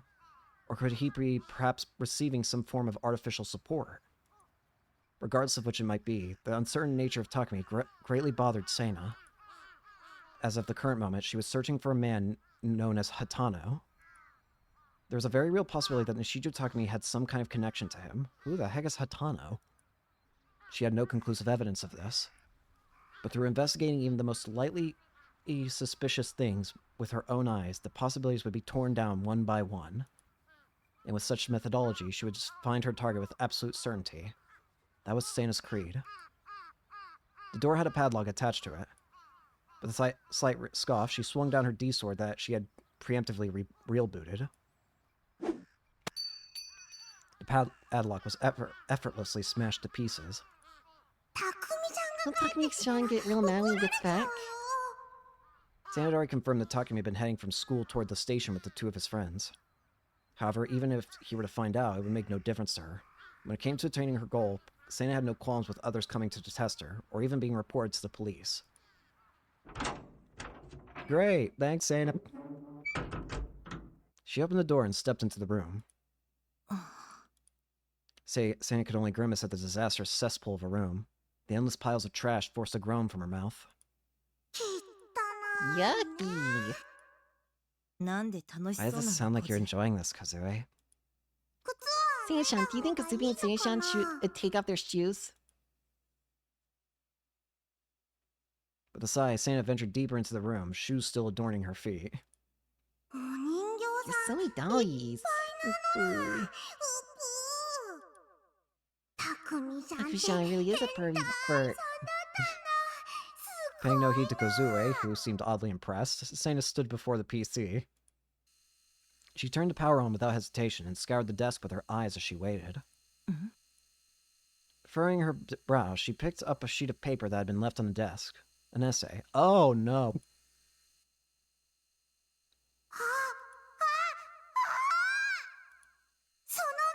Whose eyes are those eyes? Kozue had peeked at the essay from behind Seina's back, and she was now jumping up and down in excitement. So Takumi-chan really was the whose eyes are those eyes guy after all. Kasubi was right. She really was. In vast contrast to Kozue, Seina skimmed the essay with disinterest, then casually flipped it over. The very next instant, her eyes widened in shock. This can't be. Something was drawn there. It was... Look at all those people. Is that a robot? It says IR2 right there.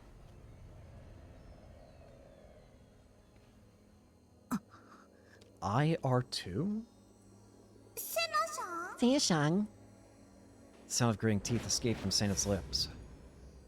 Her expression was far more grim than usual, and the hand holding the essay trembled with anger. So that's it.